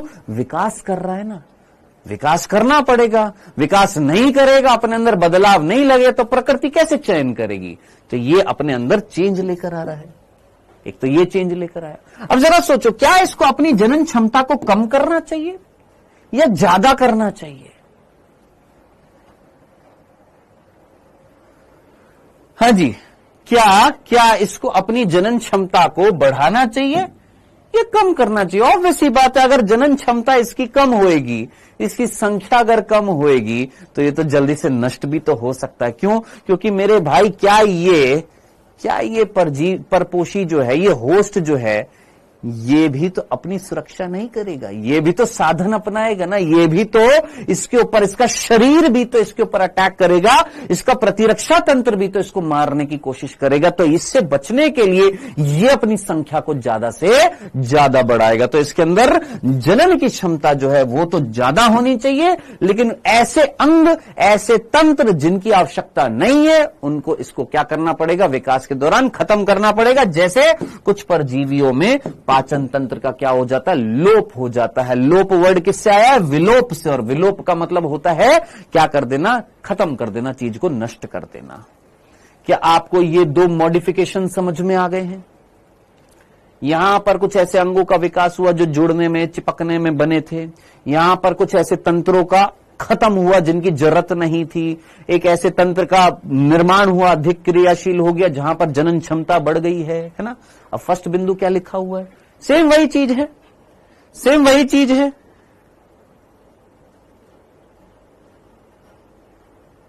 सेम वही चीज है। क्या? कि अनावश्यक संवेदी अंगों का अभाव। अब मैंने आपसे बोला कि दोस्त यहां पर इसके ऊपर संवेदी अंग थे। एक संवेदी अंग है तापमान से संबंधित, एक संवेदी अंग है पीएच से संबंधित, एक संवेदी अंग जो है वो है आपका रसायनों से संबंधित है। यूं समझ लेते हैं। क्या? ये संवेदी अंग है पीएच से संबंधित है, ये संवेदी अंग जो है ये हमारा तापमान से संबंधित है, और ये संवेदी अंग जो है ये हमारा रसायन से संबंधित है। ठीक है। अब जरा सोचिए, ये अंदर जाएगा, इसको ये रसायन चाहिए, तो क्या इसके अंदर ये रसायन संवेदी अंग होना चाहिए? बिल्कुल होना चाहिए। रसायनों की पहचान करनी चाहिए। ये अंदर जाएगा, एक निश्चित पीएच पर काम करेगा, यानी इसका ये पीएच वाला संवेदी अंग भी इसमें होना चाहिए। हाँ जी, होना चाहिए। अब मैंने बोला इसके शरीर का जो तापमान है वो उतना ही है जितना इस परपोषी के शरीर का तापमान है। तो दोनों का तापमान अगर सेम है तो इसको तापमान संवेदी अंग की जरूरत है नहीं है। तो इस कंडीशन में ऐसे संवेदी अंगों को ये खत्म कर देगा जिसकी जरूरत नहीं है। तो प्लीज अपनी हिंदी मीडियम की एनसीईआरटी में थोड़ा सा सही कर लीजिएगा। यहां पर संबंधी लिखा हुआ है, संवेदी को क्या लिखा हुआ है? संबंधी लिखा हुआ है। आप प्लीज इसको इंग्लिश मीडियम की एनसीईआरटी से आप देख सकते हैं, वहां पर सेंसरी ऑर्गन्स लिखा हुआ है। ठीक है, तो वहां पर सेंसरी ऑर्गन्स मीन संवेदी अंग लिखा हुआ है। ठीक है, तो ऐसे संवेदी अंग, ऐसे सेंसरी ऑर्गन्स जिसकी जरूरत नहीं है, ऐसे संवेदी अंगों का धीरे धीरे क्या होता जाएगा? लोप होता जाएगा, उनका भी क्या होता जाएगा? अभाव होता जाएगा। ये पैरासाइट्स के अंदर क्या आएंगे सर? अनुकूलन होंगे। ये विकास करना पड़ेगा किसको? पैरासाइट्स को। लोप का मतलब क्या होता है? हम पागल हो जाएंगे यार। तुम भोंदुओं को पता नहीं क्या है यार। तो अब सुनते नहीं हो कि अभी अभी तुमको बताया लोप वर्ड किससे आया? विलोप से। बीच में कहां चले जाते हो तुम लोग पढ़ते पढ़ते? विलोप का मतलब होता है नष्ट होना है। जान पूछ के मजे आते हैं, सर को परेशान करें, सुनना नहीं है हमें, है भाई सैन खान? यूट्यूब पर क्लास क्यों नहीं चल रही? नहीं चल रही है, नहीं चला रहे, बंद कर दी है। ठीक है,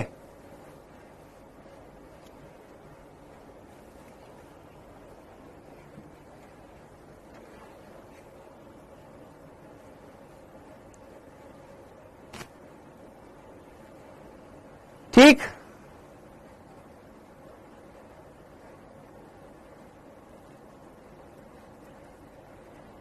ठीक है रोहित, एक बार मैं चेक कर लेता हूं बेटा। चलिए जी, कल मिलते हैं बेटा इसके आगे।